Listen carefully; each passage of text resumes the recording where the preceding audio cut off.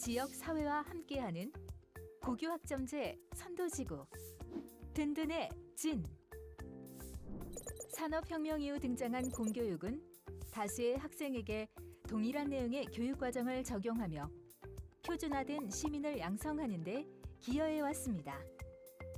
그러나 4차 산업혁명과 함께 대두된 급격한 사회구조와 직업세계의 변화는 인간 고유의 개성과 능력을 바탕으로 창의력과 공감 능력을 키워줄 개별화 교육의 필요성이 더욱 커졌습니다. 이 같은 사회의 변화에 따라 2018년 교육부는 고교학점제 시행 계획을 발표하였고 2022년 특성화고 2025년에는 일반고 고교학점제 전면 시행을 앞두고 있습니다. 고교학점제에 따라 학생들은 고등학교에 입학한 후 자신의 진로 적성에 따라 3년간 배울 교과목을 미리 선택하고 일정한 학점을 취득하면 졸업하게 됩니다. 고교학점제는 교육과정의 변화에서 출발하여 학습자 중심의 수업, 다양한 형태의 학습 공간 구축, 학생, 교사 등 학교 공동체 문화의 발전과 지역의 다양한 교육적 자원을 학교 안으로 유입시키는 긍정적 변화를 이끌어내고 있습니다. 우리 교육청은 고교학점제 선도지구 사업을 통해 지역 내 다양한 기관과 단체가 협력하여 학생들의 꿈과 성장을 지원하는 교육협력 모델을 개발, 지원함으로써 고등학교 교육 역량을 강화하고 고교학점제 도입 기반을 튼튼히 만들고자 합니다. 부산의 고교학점제 선도지구로 부산 진구가 선정되었으며 부산광역시 교육청과 부산진구청을 중심으로 지역의 대학과 여러 유관기관이 함께 선도지구 내 고등학교를 지원합니다.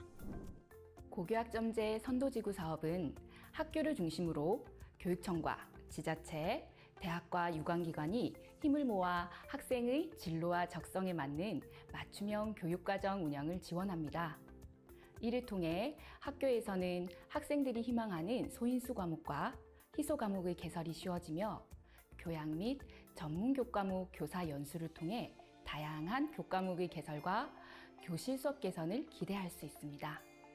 또한 부산의 해양, 금융, 경제 등 부산 지역에 특화된 산업 분야의 유관기관 참여를 통해서 부산의 장점을 살린 교육과정을 만들어 타 지역과 차별화된 창의 인재를 키울 수도 있겠지요.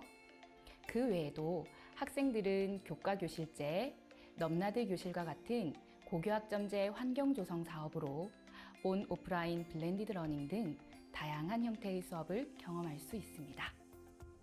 본 사업은 올해부터 2023년까지 3년간 추진되며 사업의 첫 해인 2021년에는 선도지구 내 학교 간 연계 강화, 지역 내 교육 공동체 간 교육협력 체제 기반 구축, 소인수, 희소 과목 운영을 위한 프로그램 개발과 교사 연수, 교강사 인력 풀 확대와 고교대학 연계 프로그램 운영 등을 중점적으로 추진하게 됩니다. 교과목을 선택하는 과정에서 내가 무엇을 원하는지 또 내가 무엇이 되고 싶은지를 고민할 수 있는 기회를 가졌고 저와 친구들의 진로 다양성이 존중받는 듯한 기분이 들었습니다. 저는 진로가 미디어 분야라서 예전에 관련 과목을 신청을 했었는데 그 과목이 비인기 과목이라서 개설이 되지 않아서 많이 아쉬웠는데요. 이번 기회를 통해서 직접 대학교에 가서 다른 학교 친구들이랑 같이 수업을 들을 수 있어서 더 좋았던 것 같아요. 예전부터 경제에 관심이 있어서 학교 수업 외에도 경제 금융과 관련된 심화적인 것을 배우고 싶었는데 현직에 계신 실제 전문가분들께 수업을 받다 보니 단순히 관심에 머무는 것이 아니라 저희 진로 결정에도 큰 도움이 된 것 같습니다. 선진형 교과교실과 블렌디드 러닝의 일환으로 각 교실마다 다양한 멀티미디어 시설들이 구축되었고 교사 역시 다양한 수업 환경의 변화에 발맞추어서 학생의 창의력 신장과 전문성 향상을 위해서 많은 노력을 기울이고 있습니다. 고교학점제 선도지구 내의 대학교들이 저희 학교 혹은 주위의 학교랑 매칭이 되어서 이런 소인수 과목뿐만 아니고 좀 더 다양한 과목들이 수업에서 혹은 학교에서 전개가 된다면 학생들은 물론이고 선생님들도 더 많은 과목들에 대해서 이해 폭이 넓어질 거라고 생각합니다. 금융이나 해양과 관련된 전문기관들이 이 협약에 참여함에 따라 특정 전문 교과의 전문성을 진장시키고 내실 있는 수업을 진행할 수 있을 것 같습니다. 나에 대해 알아가는 시간, 내 꿈을 찾기 위한 시간. 학생들의 꿈을 위해 부산시 교육청이 부산 친구와 함께합니다.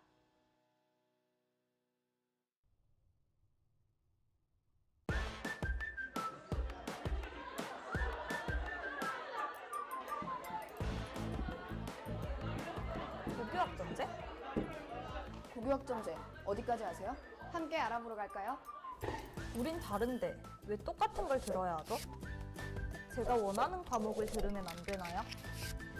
학생들이 관심 없는 과목을 가르칠 때 동기유발이 정말 어려워요.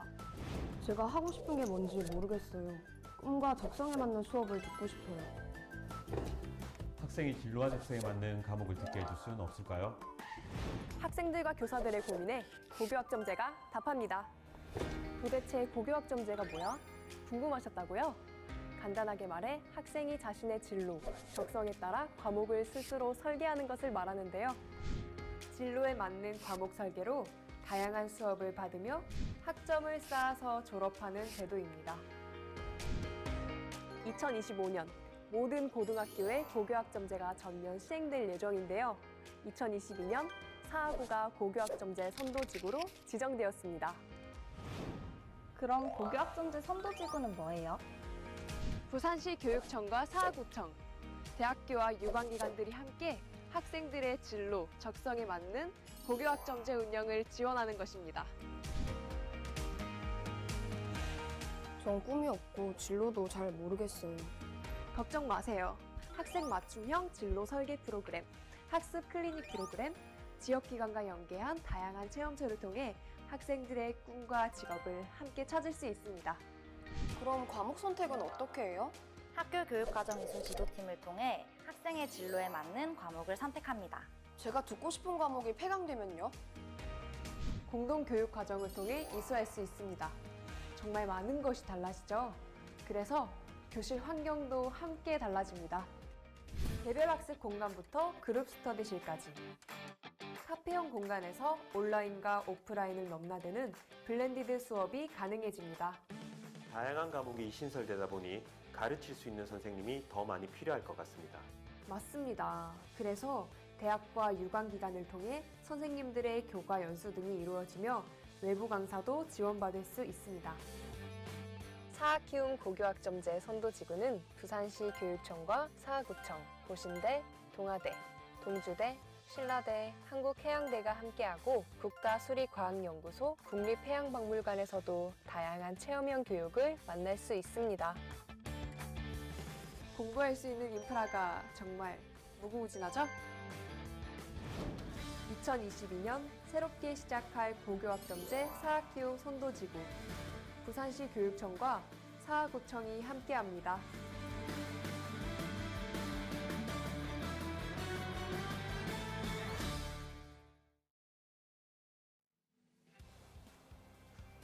안녕하십니까.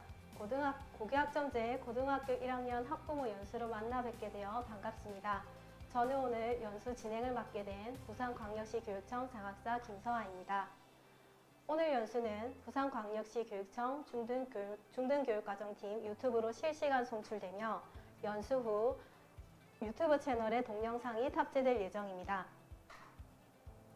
연수를 들으시면서 질문이 있으신 학부모님들께서는 유튜브 채팅창에 댓글을 올려주시면 연수를 마친 후에 몇 가지 답변 드리도록 하겠습니다. 1학년 학부모님들께서 학생들이 입학한 지가 엊그제 같으실 텐데 지금 벌써부터 2학년, 3학년 과목 선택이 이루어져서 걱정이 많으실 거라고 생각이 됩니다. 이번 연수는 그런 학부모님들 걱정을 좀 덜어드리고자 진행되었습니다. 자, 오늘 연수는 총 3부로 이루어지며 1부에서는 고교학점제 전반에 대해서 다룰 예정이며 2부에서는 학생들이 실제 학교에서 과목 선택을 어떻게 하며 수강 신청을 어떻게 하는지에 대해서, 마지막 3부에서는 2015 개정 교육과정과 대학 입시의 기본 틀에 대해서 안내드릴 예정입니다. 본격적인 연수에 앞서 도서 이벤트를 안내드리겠습니다. 지금 화면에 나가고 있는 QR코드에 접속하시거나 또는 유튜브 댓글창에 올라오는 주소로 접속하셔서 신청해 주시는 선착순 100분에게 화면에 보이는 도서를 댁으로 배송해 드리겠습니다. 오늘 연수를 들으시고 도서를 참고하셔서 학생의 진로를 탐색해 보신다면 학생이 과목 선택을 하는데 많은 도움이 될 거라고 생각합니다. 학부모님들의 많은 참여 부탁드립니다.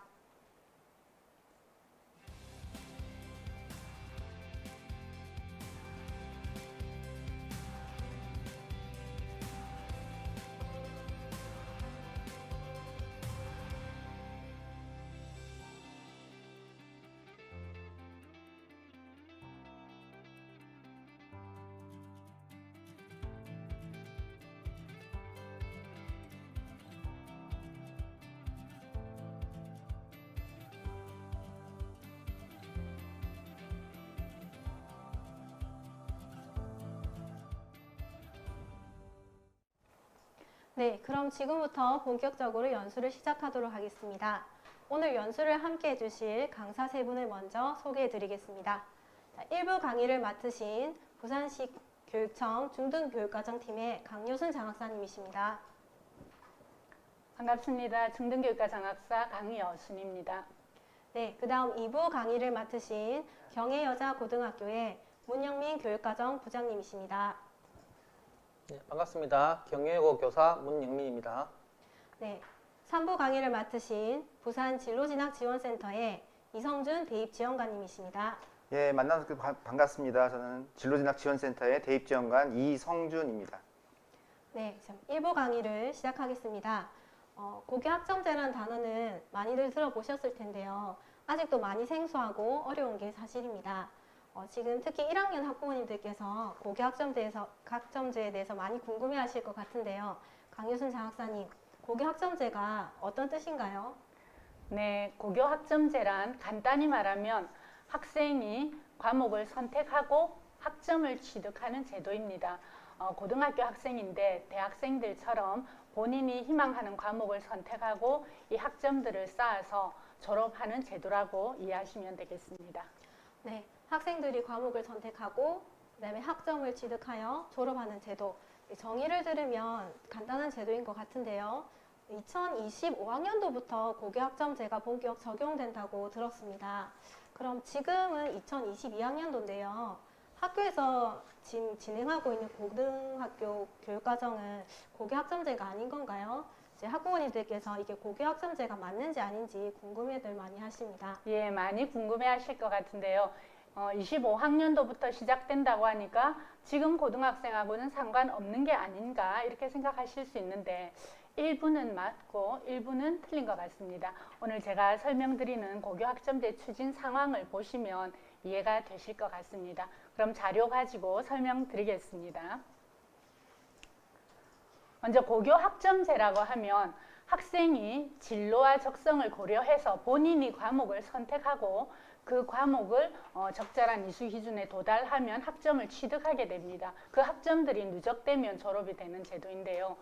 이 고교학점제 운영의 가장 중점은 학생의 수요를 반영한 맞춤형 교육과정에 있습니다. 그런데 지금 현재 많은 학교에서 학생들의 수요를 반영한 교육과정을 운영하고 있는 중입니다. 그래서 올해 부모님들의 자녀분들도 아마 학교에서 수요조사, 수강 신청 이런 절차들을 한다는 안내를 받으셨을 것 같은데요. 학생들이 희망하는 과목 선택 조사를 여러 차례 합니다. 그리고 그 수강 신청을 통해서 학생 한 명 한 명에게 맞춤형 교육과정을 운영하고 있고 그를 위해서 진로 학업 설계 지도를 충실히 하고 있습니다. 이것은 현재도 진행하고 있는 내용이고 조금 달라진다고 하면 이제 더 책임 있는 이수 지도를 위해서 평가 제도가 고교학점제에 와서는 조금 달라질 것입니다. 상세한 내용은 또 뒤에서 설명드리겠습니다. 그러면 학점을 취득한다는 것은 어떤 것이냐? 지금은 수업 일수를 채우면 졸업이 됩니다. 그런데 학점을 취득한다는 것은 단순히 출석만 해서 되는 것이 아니고요. 당연히 이제 그 과목 이수 기준이 있습니다. 두 가지가 있는데요. 한 가지는 이제 수업 횟수의 3분의 2 이상 출석은 당연히 해야 되고, 그다음 학업 성취율에 도달을 해야 되는데 학업 성취율을 지금 40%로 잡고 있습니다. 쉽게 말해서 100점 만점에 40점 미만을 받으면 그 과목은 이수가 되지 않는 겁니다. 그러나 40점 이상을 받으면 이수가 되어서 한 과목 한 과목 이렇게 학점을 쌓아가다 보면 3년간 192학점 이상 취득을 하면 졸업이 되는 제도입니다.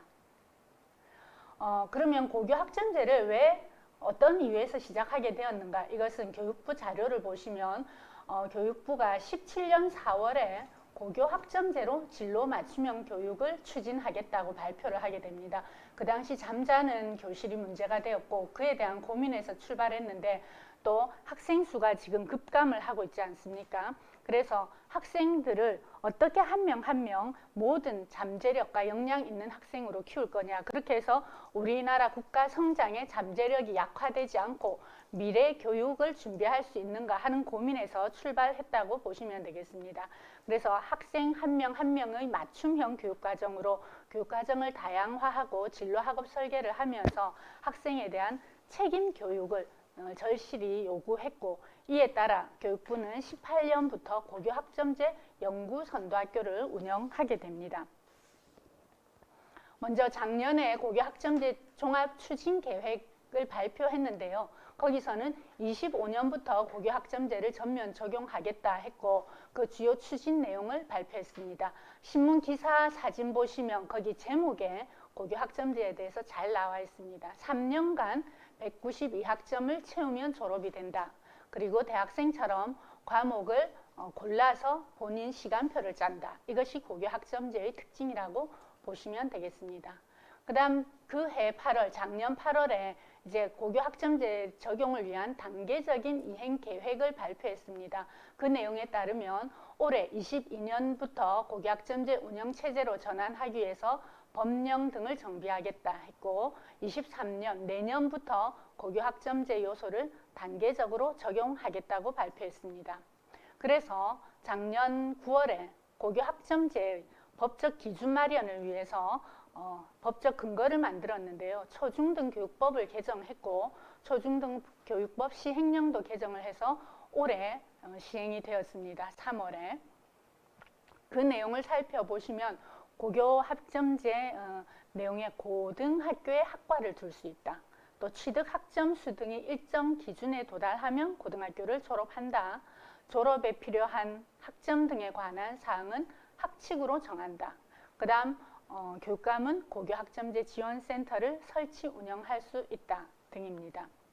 또한 학점제 운영을 위해서 교육과정도 정비를 했습니다. 지금 부모님의 자녀들 고등학교 1학년 학생들에게 적용되는 것은 2015 개정 교육과정입니다. 그런데 이 2015 개정 교육과정을 부분 개정해서 올 1월에 고시를 했습니다. 그 내용 안에는 23년에 학점제를 단계적으로 도입하겠다 하는 내용이 반영되어 있습니다. 먼저 단위라는 말을 학점으로 전환하겠고요. 수업량을 적정화해서 지금은 204단위인데 192학점으로 줄이겠다 이런 내용이 있습니다. 그리고 공동교육과정과 학교 밖 교육에 관련된 지침과 근거도 마련하겠다고 하고 있습니다. 그 다음 2022 개정 교육과정은 이제 또 그해 작년 11월에 주요 사항을 발표했는데 여기에 25학년 학점제의 전면 적용 내용이 반영되어 있습니다. 그 내용은 1학점의 수업량을 지금은 17회인데 16회로 줄이고 과목 구조를 조금 조정하는 것입니다.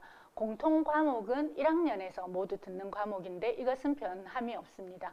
그런데 선택 과목이 현재는 일반 선택 과목과 진로 선택 과목 두 종류가 있는데 2, 3학년에서 배우게 됩니다. 25학년도부터는 일반 선택 과목, 진로 선택 과목, 융합 선택 과목 이렇게 세 유형으로 구분이 됩니다. 그다음 책임 교육을 강화해서 미수를 도입하겠다 하는 것도 25년부터 시행될 것이고 이런 내용을 담은 2022 개정 교육과정에 대해서 지금 강론도 준비하고 있는 중입니다. 그리고 공동교육과정과 학교 밖 교육과정에 대한 지침도 정비를 하고 있는 중인데 공동교육과정이라고 하면 학교에서 개설되기 어려운 과목들의 경우 여러 학교가 묶어서 공동으로 운영하는 교육과정입니다. 그래서 상세한 내용은 또 뒤에서 설명을 드리겠습니다.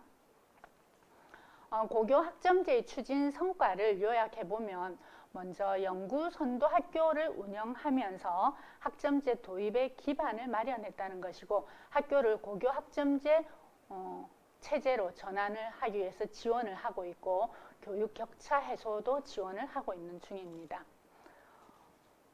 그리고 학점제형 공간 조성을 위해서 꾸준히 지금 학교 공간을 바꾸는 사업을 진행하고 있습니다. 전국의 일반 계고 중에 46.8%가 작년까지 아래와 같은 공간 조성이 완료되었습니다. 온오프라인 수업을 함께 할 수 있는 융합 교실이라든지 학생들의 휴식 자율 공간 또는 학생 복합 생활 공간 그리고 대형 강의실 등이 마련되고 있습니다. 이 사업은 24년까지 계속되어서 학점제형 공간이 조성될 예정입니다. 그다음 학점제가 현장에 안착하기 위해서는 무엇보다도 교사에 대한 지원이 필요하다는 이 요구를 수용해서 연구학교에는 교사를 한 명씩 추가 배정했고요. 그다음 필요한 학교에는 순회 교사도 배정을 하고 있습니다. 네, 지금까지 고교 학점제 적용을 위해서 2018학년부터 많은 것을 해온 것 같은데요. 이렇게 고교 학점제가 적용될 수 있도록 이제 많은 기반 조성을 해오신 것 같은데 지금 고등학교 1학년 같은 경우는 2022학년도에 입학을 한 경우지 않습니까? 그랬을 때 지금 고등학교 1학년에게 고교 학점제가 적용이 되는 건가요? 네, 이 자료 보시면 고교 학점제는 이미 시작되었습니다. 마이스트고에서는 20년에 시작이 되었고요. 특성화고는 올해부터 고교 학점제 체제로 도입이 되었고 일반계 고등학교는 내년부터 단계적으로 적용이 되다가 25년 되면 전체 고등학교에 적용이 되는 것입니다. 그리고 고등학교 1학년의 학생의 경우 특히 부산의 학생들은 모든 일반계고가 연구 및 선도학교라서 고교 학점제의 맛을 보고 있다 이렇게 보시면 되겠습니다. 연구 선도학교라는 것은 고교 학점제를 시범적으로 운영하는 학교이기 때문에 우리 부산에는 지금 100% 고교 학점제가 도입되었다라고 보시면 될 것 같습니다. 그러면 고1 학생들에게 세세하게 어떻게 고교 학점제가 적용되고 있는지 자료로 설명드리겠습니다. 자, 이 표는 언론에서 여러 번 보셨을 것 같은데요. 위 줄부터 하나씩 살펴보겠습니다. 먼저 수업량의 기준이라는 것이 단위에서 학점으로 바뀝니다. 지금은 학생이 몇 단위 수업을 받아야, 몇 과목을 받아야, 몇 시간 받아야 이럴 때 단위라는 표현을 씁니다. 그런데 이제 23년부터는 학점이라는 단어를 쓰게 될 것입니다. 그 총 이수 학점이 밑에 줄에 보시면 3년간 지금은 204단위입니다. 이 204단위를 나누기 해보면은 주로 학생들이 지금 7교시까지 수업을 5일간 하죠. 35단위입니다. 그런데 그 중에 1시간 정도 빠지고 34단위를 교과 및 창체 수업을 듣게 됩니다. 이 단위가 이제 학점으로 바뀌는 겁니다. 그래서 1학년, 23년 1학년 학생은 192학점으로 지금보다 12학점이 줄어드는 건데 그 다음 해에는 1, 2학년, 또 25년에는 1, 2, 3학년 해서 1, 2, 3학년 모든 학생에게 적용되는 것은 25년부터입니다. 이를 위해서 교육부에서는 연구선도학교 비중을 점차 늘려가고 있는데 올해의 경우 84%, 전국의 84%가 연구선도학교이고 우리 교육청은 100% 연구선도학교입니다. 그 다음 책임 교육을 더 강화하겠다 하는 것이 고교 학점제에서의 특징입니다. 25년이 되면 전 과목에 미수제가 도입되고 그 미수를 예방하기 위해서 그 앞에 단계에서는 국어, 수학, 영어 1학년 공통 과목에 한해서 최소 성취 수준 보장을 위한 지도를 충실히 할 예정입니다. 다음 평가 제도도 25년부터 바뀝니다. 모든 선택 과목과 한국사의 성취평가제가 도입됨으로써 9등급이라는 표기가 사라집니다. 그러니까 A, B, C, D, E 이렇게 5단계의 성취평가제로만 표시가 될 것입니다. 그때에도 1학년에게 적용되는 공통 과목은 9등급이 병기되고 될 예정입니다. 학생들의 수업량 적정화를 위해서 총 이수 학점이 현재 204단인 것에서 192학점으로 줄어들었다 했는데 줄 것인데요. 25년이 되면 완전히 192학점으로 주는데 그 숫자를 보시면 12학점이 줄어들죠. 그 중에 6학점은 교과에서 줄어들고 나머지 6학점은 창체에서 줄어듭니다. 주당 시수로 계산해 보면 학생들 수업량이 지금보다 주당 2시간 정도 줄어든다 이렇게 보시면 됩니다. 그리고 1학점의 수업량 이건 좀 어려울 수 있는데요. 한 과목을 17주 수업을 보통 합니다. 그런데 이제 25년이 되면 16주 수업을 하면 되는 것으로 1회 줄어드는데 23, 4학년도에는 이거를 16 플러스 1 해서 유연하게 두고 25년이 되면 16회로 줄어듭니다. 그렇다고 해서 그럼 방학을 빨리 하느냐? 그렇지는 않고요. 현행 수업 일수 191 이상입니다. 이것은 유지를 해서 나머지 시간 동안은 학생들이 과목, 교과 융합 수업을 한다든지 미이수 과목에 대한 보충 지도를 받는다든지 하는 등 다양한 프로그램이 운영될 예정입니다. 이런 단계적 이행을 위해서 학교에서는 이제 교육과정 편성 운영의 방향을 짜야 되는데 대체로 3년간 192학점을 균형 있게 취득할 수 있도록 그렇게 학기별로 수업량을 고르게 편성해야 되고요. 학생의 과목 선택권 확보를 위해서 선택 과목 수를 축소해서는 안 됩니다. 그리고 소인수 과목도 개설을 해주고 공동교육과정이나 학교 밖 교육 등을 통해서도 학생이 듣고 싶은 과목을 들을 수 있도록 준비를 해야 되는데 특히 학생의 부담을 줄이기 위해서 이 방과 후나 토요일에 하던 수업들을 가급적 일과 중으로 운영할 수 있도록 확대할 예정입니다. 그렇게 하다 보면 이제 공강이 발생할 가능성이 있습니다. 그럼 그 공강 시간을 어떻게 운영할 것인가, 어디서 공강 수업 자습을 할 것인가, 무엇으로 활용할 것인가 이런 것들은 학교에서 이제 준비를 해야 될 예정입니다. 네, 지금 보니 고등학교 1학년 같은 경우는 고교학점제로 가는 길목에 있는 것 같은데요. 네. 아까 말씀하신 고교학점제가 도입되면 성취평가제로 가신다고 하셨는데 평가 방법이 지금과 조금 다른 것 같은데 조금 더 자세히 설명 부탁드립니다. 네, 고교학점제형 교육과정에서는 학생평가가 한마디로 성취평가제가 확대 도입된다고 보시면 됩니다.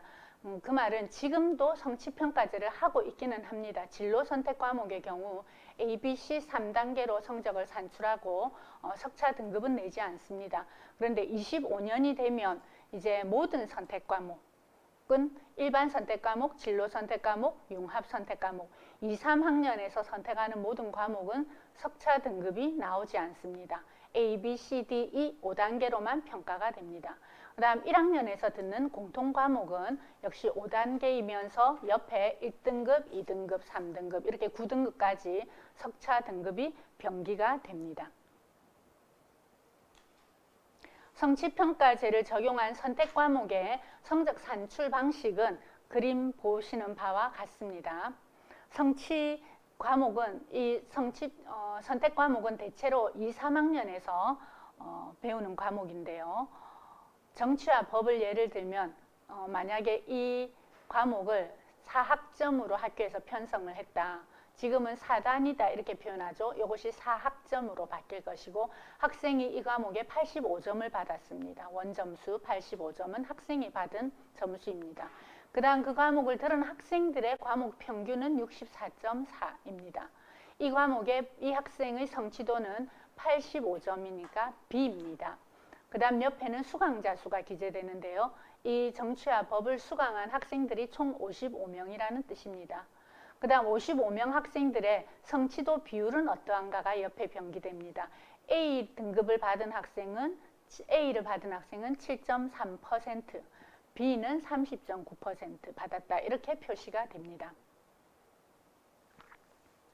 이것은 성취평가제의 특징을 가장 잘 보여주는 그림입니다.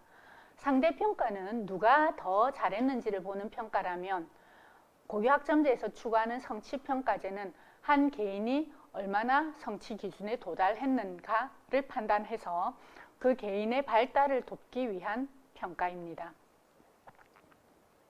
5단계 평가에서 성취 수준 A는 매우 우수한 수준, B는 우수한 수준, C는 보통 수준, D는 다소 미흡한 수준, E는 미흡한 수준 이렇게 정의하고 있습니다. A는 90% 이상이라는 말은 100점 만점에 90점 이상이면 A에 해당한다는 뜻입니다. E는 60% 미만, 이것은 60점 미만이면 E라는 뜻입니다. 국어, 수학, 영어, 사회, 과학, 제2외국어 이런 일반 교과들은 5단계 평가를 합니다. 성취도 A부터 E까지 표기가 되고요. 체육, 음악, 미술, 체육과 예술 교과는 3단계 평가를 합니다. 그래서 A, B, C로 평가가 됩니다. 5단계 평가일 때는 A가 90점 이상이고 3단계 평가일 때 A는 80점 이상입니다. 고교학점제에서 과목의 성취율이 40% 미만이면 미수다. 즉 100점 만점에 40점 이상을 받지 못하면 미수가 된다는 말입니다.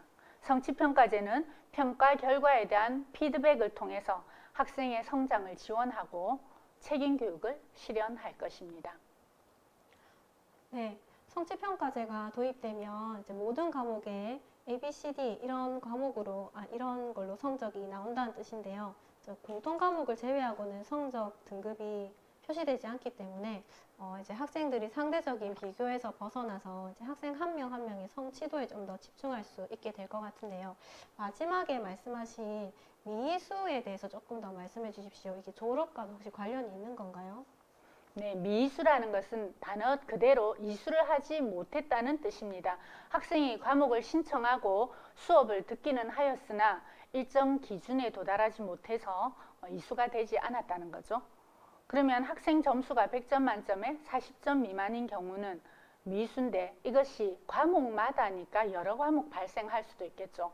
그래서 학교에서는 처음부터 이런 미수 학생이 발생하지 않도록 1학년 때부터 최소 성취 기준의 보장을 위해서 충분히 지도를 해 주어야 합니다. 그래서 학기 초에 미리 지도 계획을 수립하고 예방 방안을 마련하고 지도를 해야 합니다. 그런데도 만약에 미수 학생이 발생하면 보충 이수 과정을 운영하게 됩니다. 방과 후나 방학을 활용해서 학생들이 보충 학습이나 과제 수행 등을 통해서 보충 과정을 이수하게 되면 학교에서는 학업성적관리위원회에서 해당 과목의 이수 여부를 결정하게 됩니다. 미이수 학생의 졸업 여부에 대해서는 학교장이 정하도록 하고 있습니다. 네, 감사합니다. 마지막으로 이런 고교학점제 적용을 위해서 부산광역시 교육청에서는 어떤 걸 하고 있는지 궁금합니다. 네, 그러면 우리 교육청의 고교학점제 추진 현황 안내드리겠습니다. 올해 우리 교육청에서는 일반고 95교와 과학고 2교 해서 모든 일반고를 대상으로 연구학교 또는 선도학교를 운영하고 있습니다. 그리고 이 연구 선도학교의 예산도 36억을 지원하면서 고교학점제의 안착을 위해서 노력하고 있습니다. 또한 고교학점제 선도지구를 운영하면서 고교학점제를 우선적으로 지원하는 지역이라고 보시면 되겠습니다. 부산 진선도지구와 사하선도지구입니다. 이곳에서는 학교 간 협력 체계를 구축하고 지역 연계 프로그램을 개발 운영하면서 새로운 교육 협력 모델을 개발하고 있습니다. 작년 4월에는 부산 진선도지구를 든든해진이라고 명명하면서 구축하였는데요. 이 장면은 우리 교육청과 여러 기관이 MOU를 체결하는 장면입니다. 부산 진구청이 참여했고요. 부산대학교 등 4개 대학교, 그다음 금융감독원 등 문현동 중심으로 있는 4개 유관기관 등과 업무 협약을 했습니다. 여기서 학생들을 위한 지원들을 하고 있습니다. 올해는 사하구의 선도지구를 사하키움이라고 명명하며 구축했습니다. 사하구 관내 14개 일반고, 특성화고, 특목고 등의 학점제 운영을 지원하기 위해서 해양대학교 등 5개 대학, 또 국가수리과학연구소 등 2개 유관기관과 우리 교육청이 업무 협약을 한 장면입니다. 학점제 지원을 위해서 공동교육과정도 운영을 한다고 아까 설명을 드렸는데요. 먼저 학교 간 플러스 교육과정 또는 온라인 바로교실 또는 온공교실 등을 운영하고 있습니다. 학교 간 플러스 교육과정은 오프라인으로 학생이 인근 학교에 가서 수업을 듣는 형식이고요. 온라인 바로교실과 온공교실은 대부분 온라인을 통해서 수업을 듣는데 주말이나 방과 후에 수업을 듣고 일부 온공교실은 교육 소외지역, 소규모 학교를 대상으로 일과 중에 개설되는 과목도 있습니다. 그래서 학교에서 개설되지 않은 과목의 수강을 희망하는 학생은 우리 교육청에서의 공동교육과정에 신청을 하고 수강하시면 되겠습니다. 그리고 고교교육과정 협력대학이라는 것을 운영하고 있습니다. 이것은 학교 밖 교육의 대표적인 형태로 우리 교육청에서는 고교학점제 추진 이전부터 진행해오던 프로그램입니다.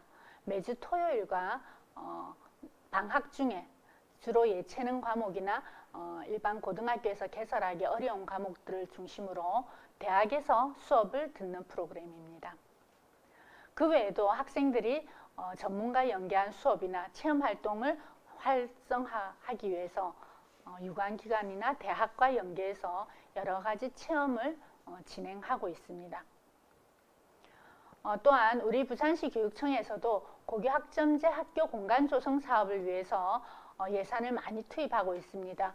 220억을 들여서 지금 신규 고등학교 25교에 신규 공간을 올해 할 것이고요. 또 고등학교 교수학습 공간으로서 스튜디오나 온라인 수강실이나 공강학습실 등을 만드는데 예산을 35억 지원할 예정입니다. 그리고 그린 스마트 미래 학교 구축을 통해서도 학교 환경 조성 사업을 하고 있습니다. 그 외에도 우리 교육청에서는 온라인 고교학점제 지원센터도 운영하고 있고요. 지금처럼 학부모님 대상 연수 또 그 외에도 교원 대상 연수로 고교학점제 이해도를 제고시키고 있고 또 각종 학생 도움 자료도 발간해서 학교로 보내주기도 하고 또 이런 유튜브 자료를 만들어서 채널에 계속 업로드하고 있습니다. 지금까지 말씀드린 것을 정리해보면 올 고등학교 1학년 학생들에게 고교학점제는 적용되는가? 내용상으로 보면 많은 부분이 적용되고 있다는 게 느껴지시죠? 과목 선택권이 대폭 확대되어서 학생이 듣고 싶은 과목을 거의 학교에서 개설해 주고 있고요. 이를 위해서 진로 설계 지원을 충분히 하고 있습니다. 그리고 혹시 학교에서 개설되지 않은 과목에 대해서는 공동교육과정을 개설해서 수업을 들을 수 있도록 해주고 있습니다. 그리고 학교 공간 조성 사업도 지금 꾸준히 진행하고 있습니다. 이 사진이 지금 현재 우리 부산시 교육청 관내에 만들어진 학생들의 학습 휴게 공간입니다. 그러나 이제 형식적인 면에서 고교학점제가 25년부터 본격 시작된다 하면서 적용되지 않는 것은 학점이라는 용어, 이것은 아직 내년부터 사용될 것이고요. 그 다음 192학점으로 줄어든다, 이것도 이제 점진적으로 내년 고등학교 1학년 학생부터 적용될 것이고 평가 방식은 25년부터 바뀔 것입니다. 그리고 대입제도에 관해서는 나중에 이성준 대입지원관님께서 설명해 주시겠지만 그 25년 고등학교 1학년 학생들이 대학을 가는 시점부터 변화될 예정입니다. 자, 오늘 말씀드린 것으로 고교학점제 이해하는 데 도움이 되셨기를 바라고 이제 학교, 고등학교의 시설, 문화가 모두 고교학점제를 중심으로 바뀌고 있습니다. 부모님들께서 앞으로 더 고교학점제에 관심 많이 가져주시기를 바라겠습니다. 감사합니다. 네, 감사합니다. 네, 이제 2부로 넘어가서 실제 학생들이 학교에서 경험하고 있는 교육과정에 대해서 살펴보도록 하겠습니다. 네, 부장님 안녕하십니까? 예, 학생마다 진로가 많이 다르고요. 그 진로에 따라서 과목 선택도 많이 달라지기 때문에 일선 학교에서 그 과목 수요를 반영하기 위해서 많은 노력을 하고 있다고 알고 있습니다. 지금 1학년 학생들 같은 경우는 이제 2학년 또는 3학년 과목까지 선택을 하고 있는데요. 이때 잘못 선택하게 되면 학교 다니기가 너무 힘들어지는 건 아닌가 그런 걱정을 많이 안고 있는데요. 이제 부장님께서는 일선 학교에 계시다 보니까 사정을 좀 더 자세히 알고 있으리라 생각합니다. 학부모님들께 이제 전체적으로 과목 선택이 어떻게 이루어지는지 좀 설명 부탁드립니다. 아무래도 과목 선택은 학생의 진로에 따라서 결정된다고 봐야겠습니다. 현재 고등학생들은 초등학교 때부터 여러 차례 진로 적성 검사를 이렇게 받아왔고요. 중학생 때는 자유학년제 적용을 받아가지고 진로 탐색 활동을 다 해왔을 것입니다. 그에 따라서 고등학교 진학 이전에 이미 나는 앞으로 뭘 할 거다라고 정한 학생도 있을 것이고 아직 그렇지 못한 학생도 있겠죠. 고등학교에 와서도 학생들의 진로 선택을 돕기 위한 여러 가지 어떤 프로그램들이 있습니다. 그러니까 1학년 입학하게 되면요, 3월에 보통 이제 진로 적성 검사를 바로 들어갑니다. 그리고 한 달쯤 지나면 이제 그 결과지가 나오는데 그냥 결과지만 봐가지고는 이게 무슨 뜻인지 정확하게 알기 어려울 수가 있기 때문에 따로 시간을 내 가지고 그 결과지에 대한 어떤 해설하는 그런 시간이 주어집니다. 그래서 이제 그렇게 들으면 아, 이게 내가 어떤 분야에 대해서 좀 더 재능이 있구나, 뭘 좀 더 잘할 수 있겠구나 하는 것을 갖다가 알 수가 있겠죠. 그리고 2학년이 되면 전공학과 탐색 과정을 통해 가지고 좀 더 자세히 그런 것을 알아볼 수 있게 합니다. 그 외에도 뭐 학교에서 일상적으로 어떤 진로 체험 프로그램 같은 것을 통해 가지고 외부 인사를 모셔와 가지고 강연을 하기도 하고 또는 대학의 학과 체험 같은 걸 직접 학생들 데리고 가보기도 하고 이런 식으로 해서 학생들이 진로를 갖다가 어떤 정하는 데 있어 가지고 도움이 될 수 있도록 하고 있습니다. 보통 1학년 1학기 중간고사가 끝난 다음에 5월에 1학년 전체 학생들을 대상으로 해서 선택 과목에 대한 설명회를 엽니다. 자, 앞서 강예순 장사님께서 이렇게 설명해 주셨는데 고교학점제하고 선택 과목의 종류 같은 것들에 대해서 일단 안내를 하고요. 그 학교의 교육과정 편제 그리고 그 교육과정에 따라서 어떤 식으로 과목을 선택할 수 있는지 이런 것들을 큰 틀에서 알려주고 질의응답하는 시간을 가집니다. 자, 한번 보시면요. 일단 만약에 이제 한 학생이 인문계열로 가고 싶다. 그래서 과목을 선택한다는 것입니다. 하나의 예시니까 이게 절대적인 것은 아니라는 것을 갖다가 염두에 두시기 바랍니다. 예를 들어 이 학생이 영문과를 가고 싶은 학생입니다. 그러면 첫 번째, 두 번째 나와 있는 국어, 영어 이런 과목들은 국어, 수학 이런 과목들은 어느 정도 다른 학생들하고 크게 다르지 않게 선택할 수가 있을 겁니다. 근데 세 번째 나와 있는 영어 관련된 과목들은 영어권 문화라든지 영미문학 읽기라든지 영어 독해와 작문, 영어 회화처럼 굉장히 다양하게 좀 깊이 있는 수준으로 배울 필요가 있겠죠. 그리고 아무래도 외국어 계통이니까 사회 계통에서는 세계사나 세계지리 같은 과목이 좀 더 어울리지 않을까 싶습니다. 그리고 요즘에는 복수 전공도 많이 하죠. 그래서 만약에 이 학생이 영문과 학생이지만 중문과를 갖다가 복수 전공을 한다 했을 때는 중국어 2 또는 중국어 회화 같은 그런 과목을 갖다가 선택하는 것도 권장할 수 있을 것 같습니다. 그리고 만약에 상경 계열로 간다고 했을 때는요. 다른 부분에서는 크게 차이 나지 않는다고 볼 수 있겠지만 그래도 일단 수학에서 미적분 이걸 갖다가 좀 염두에 두고 보시기 바랍니다. 보통 미적분 과목을 이과계통으로 가는 학생들이 한다고 그렇게 보통 생각을 많이 하는데요. 상경계열 같은 경우는 그래도 예전에 말하는 문과계통 과목 중에서 가장 수학을 많이 쓰는 그런 과목입니다. 그래서 미적분을 해두는 쪽이 진학에도 그렇고 진학한 이후에도 그렇고 도움이 많이 될 것이라고 생각합니다. 그 외에 경제라든지 세계지리 같은 과목 또 정보 같은 과목도 한번 염두에 둬도 되지 않을까 싶습니다. 자, 공학 계열로 만약에 간다고 했을 때는 다른 것보다 수학하고 과학이 가장 핵심이 되겠죠. 그래서 예를 들어서 미적분 같은 과목은 앞에서 상경계열 같으면 해두는 게 참 좋을 것 같다 정도의 느낌이라면 여기서는 거의 웬만하면 해야 된다라고 그렇게 생각하시는 게 좋을 것 같습니다. 그 외에도 공학 계통이기 때문에 과학의 다른 과목보다는 물리학 계통의 과목들을 갖다가 이수해 두는 것이 좋지 않을까 그렇게 생각을 합니다. 자, 이런 식으로 과목을 갖다가 선택하기 전에 담임선생님하고 어떤 상담을 통해 가지고 도움을 받을 수도 있습니다. 자, 다만 10수년 동안 그 학생의 성장 과정을 지켜보신 분들이 학부모님들 아닙니까? 근데 담임선생님들은 해당 학생을 맡고 나서 정말 시간이 얼마 안 지났습니다. 그렇죠? 그래서 좀 학생을 파악하는 데 있어 가지고 한계가 있을 수밖에 없습니다. 그래서 학부모님들께서 진학 상담을 통해서 학생의 어떤 성향이라든지 정보 이런 것을 갖다가 담임 선생님하고 공유하는 게 꼭 필요하지 않을까 싶습니다. 그리고 상담하실 때 대학보다는 학과를 위주로 해서 좀 이야기를 하시는 게 좋을 것 같습니다. 제가 3학년 담임을 할 때 우리 애는 그냥 부산대만 가면 좋겠어요 라고 그렇게 말씀하시는 분들이 좀 계십니다. 근데 약간 난감하죠.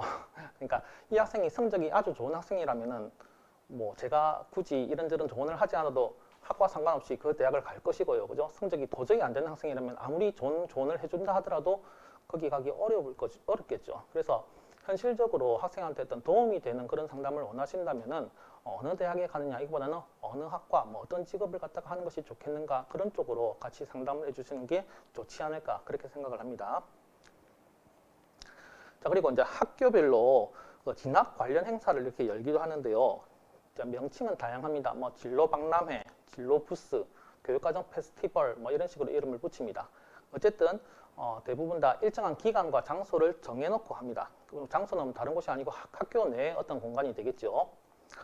자, 그래서 이런 활동들을 할 때 어떤 해당 과목 선생님 그리고 선배들 이런 사람들이 거기 부스 같은 데 가가지고 어떤 자리에 가가지고 거기서 1학년 학생들이 과목을 선택하는 데 도움이 될 수 있는 여러 가지 조언들을 해주고 있습니다.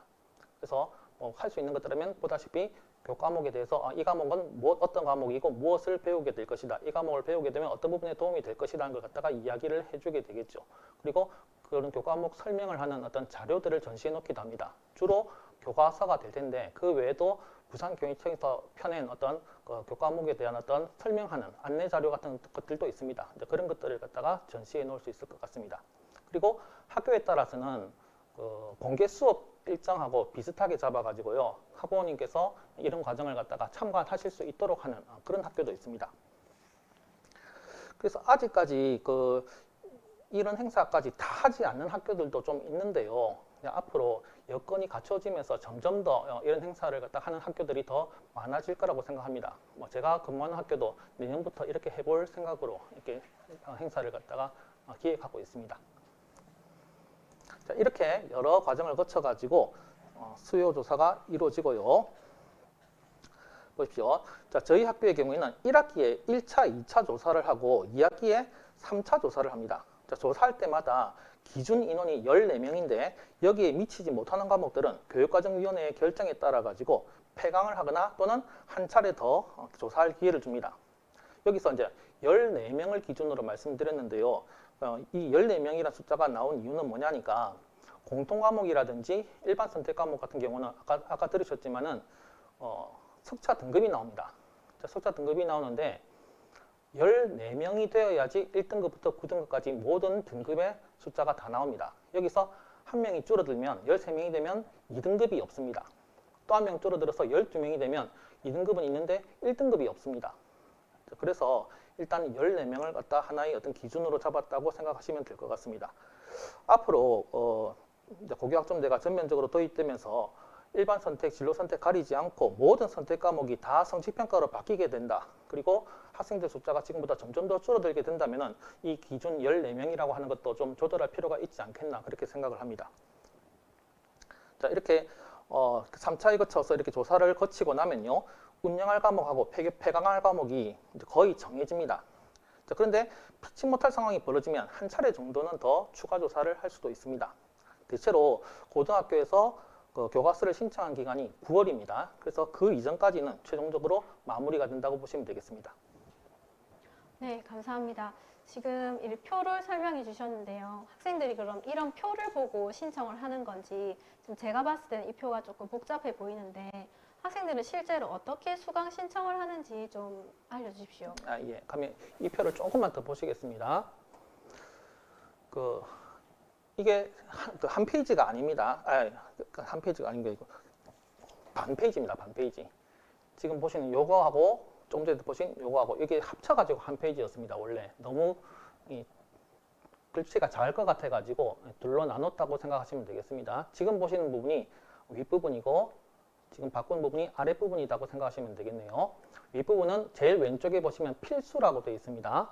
그리고 아랫부분은 제일 왼쪽에 자율이라고 되어 있죠. 먼저 윗부분부터 보겠습니다. 자, 필수 영역 같은 경우에는 왼쪽에 2학년, 오른쪽 3학년이 있는데요.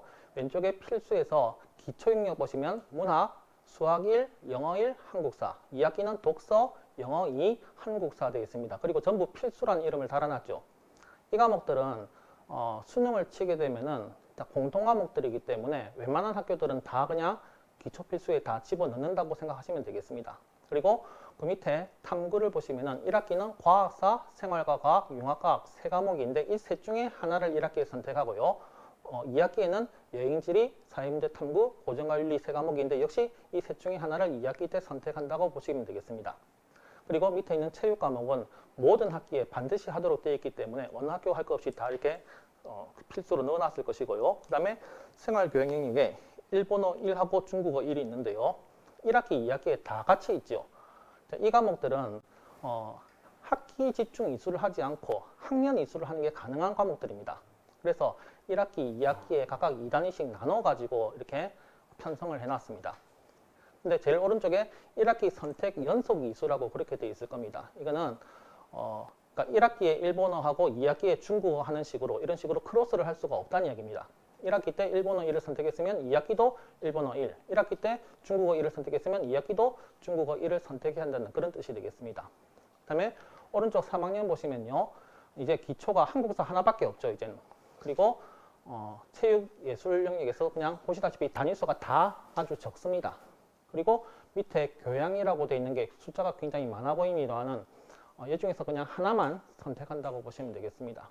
그래서 숫자를 보시면 알겠지만 1도 있고 뭐 이렇게 뭐 2도 있고 3도 있고 이렇게 되게 이제 작은 숫자들이 많이 보입니다.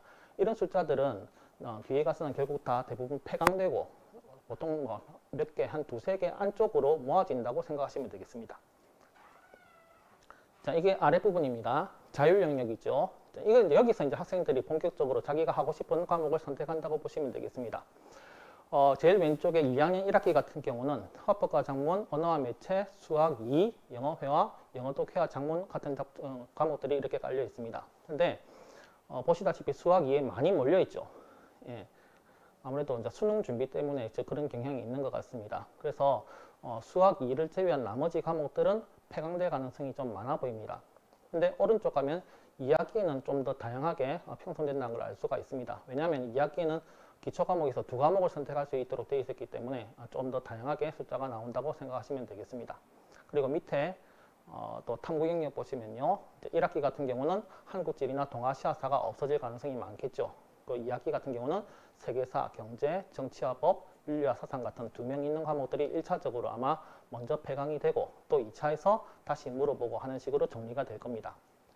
오른쪽 3학년 영역, 3학년 보시면요. 굉장히 2학년보다 더 많다는 걸 갖다가 아실 수가 있을 텐데요.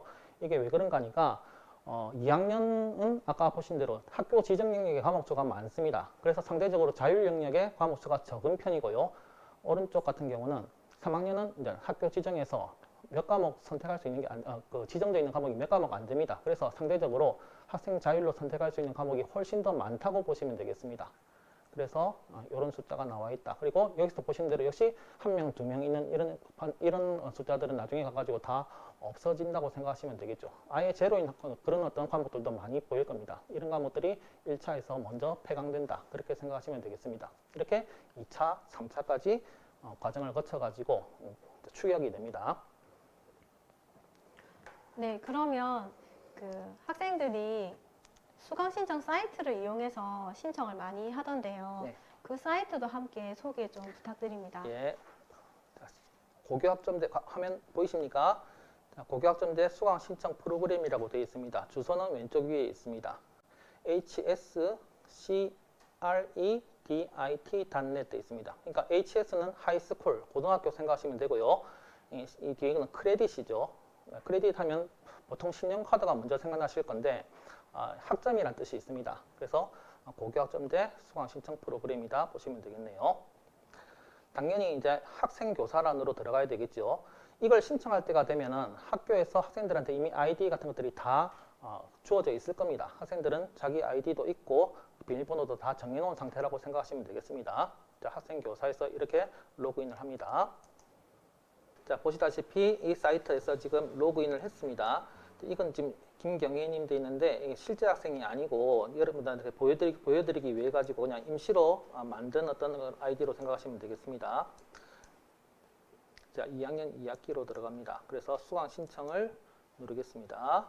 자, 이렇게 쭉 나오지요, 과목이.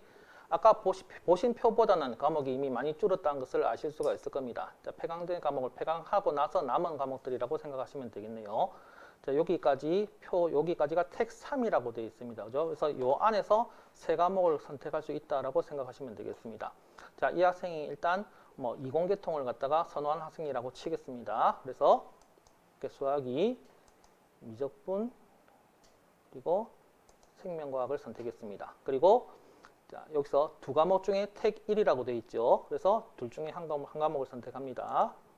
다음 여기 이 두 과목 중에 또 택 1이라고 되어 있죠. 그래서 이 둘 중에 또 하나를 선택한다고 보시면 되겠습니다. 자, 이렇게 되면은 이미 총 이수단위 18인데 제가 선택한 게 18이지요. 이미 다 된 겁니다. 그래서 제출하면 되겠습니다. 이렇게 하면 밑에 자, 본인이 선택한 과목이 이렇게 다 뜨지요. 이러면 문제없이 된 것이라고 생각하시면 되겠습니다. 자, 만약에 이제 학년을 바꿔서 한번 보시겠습니다.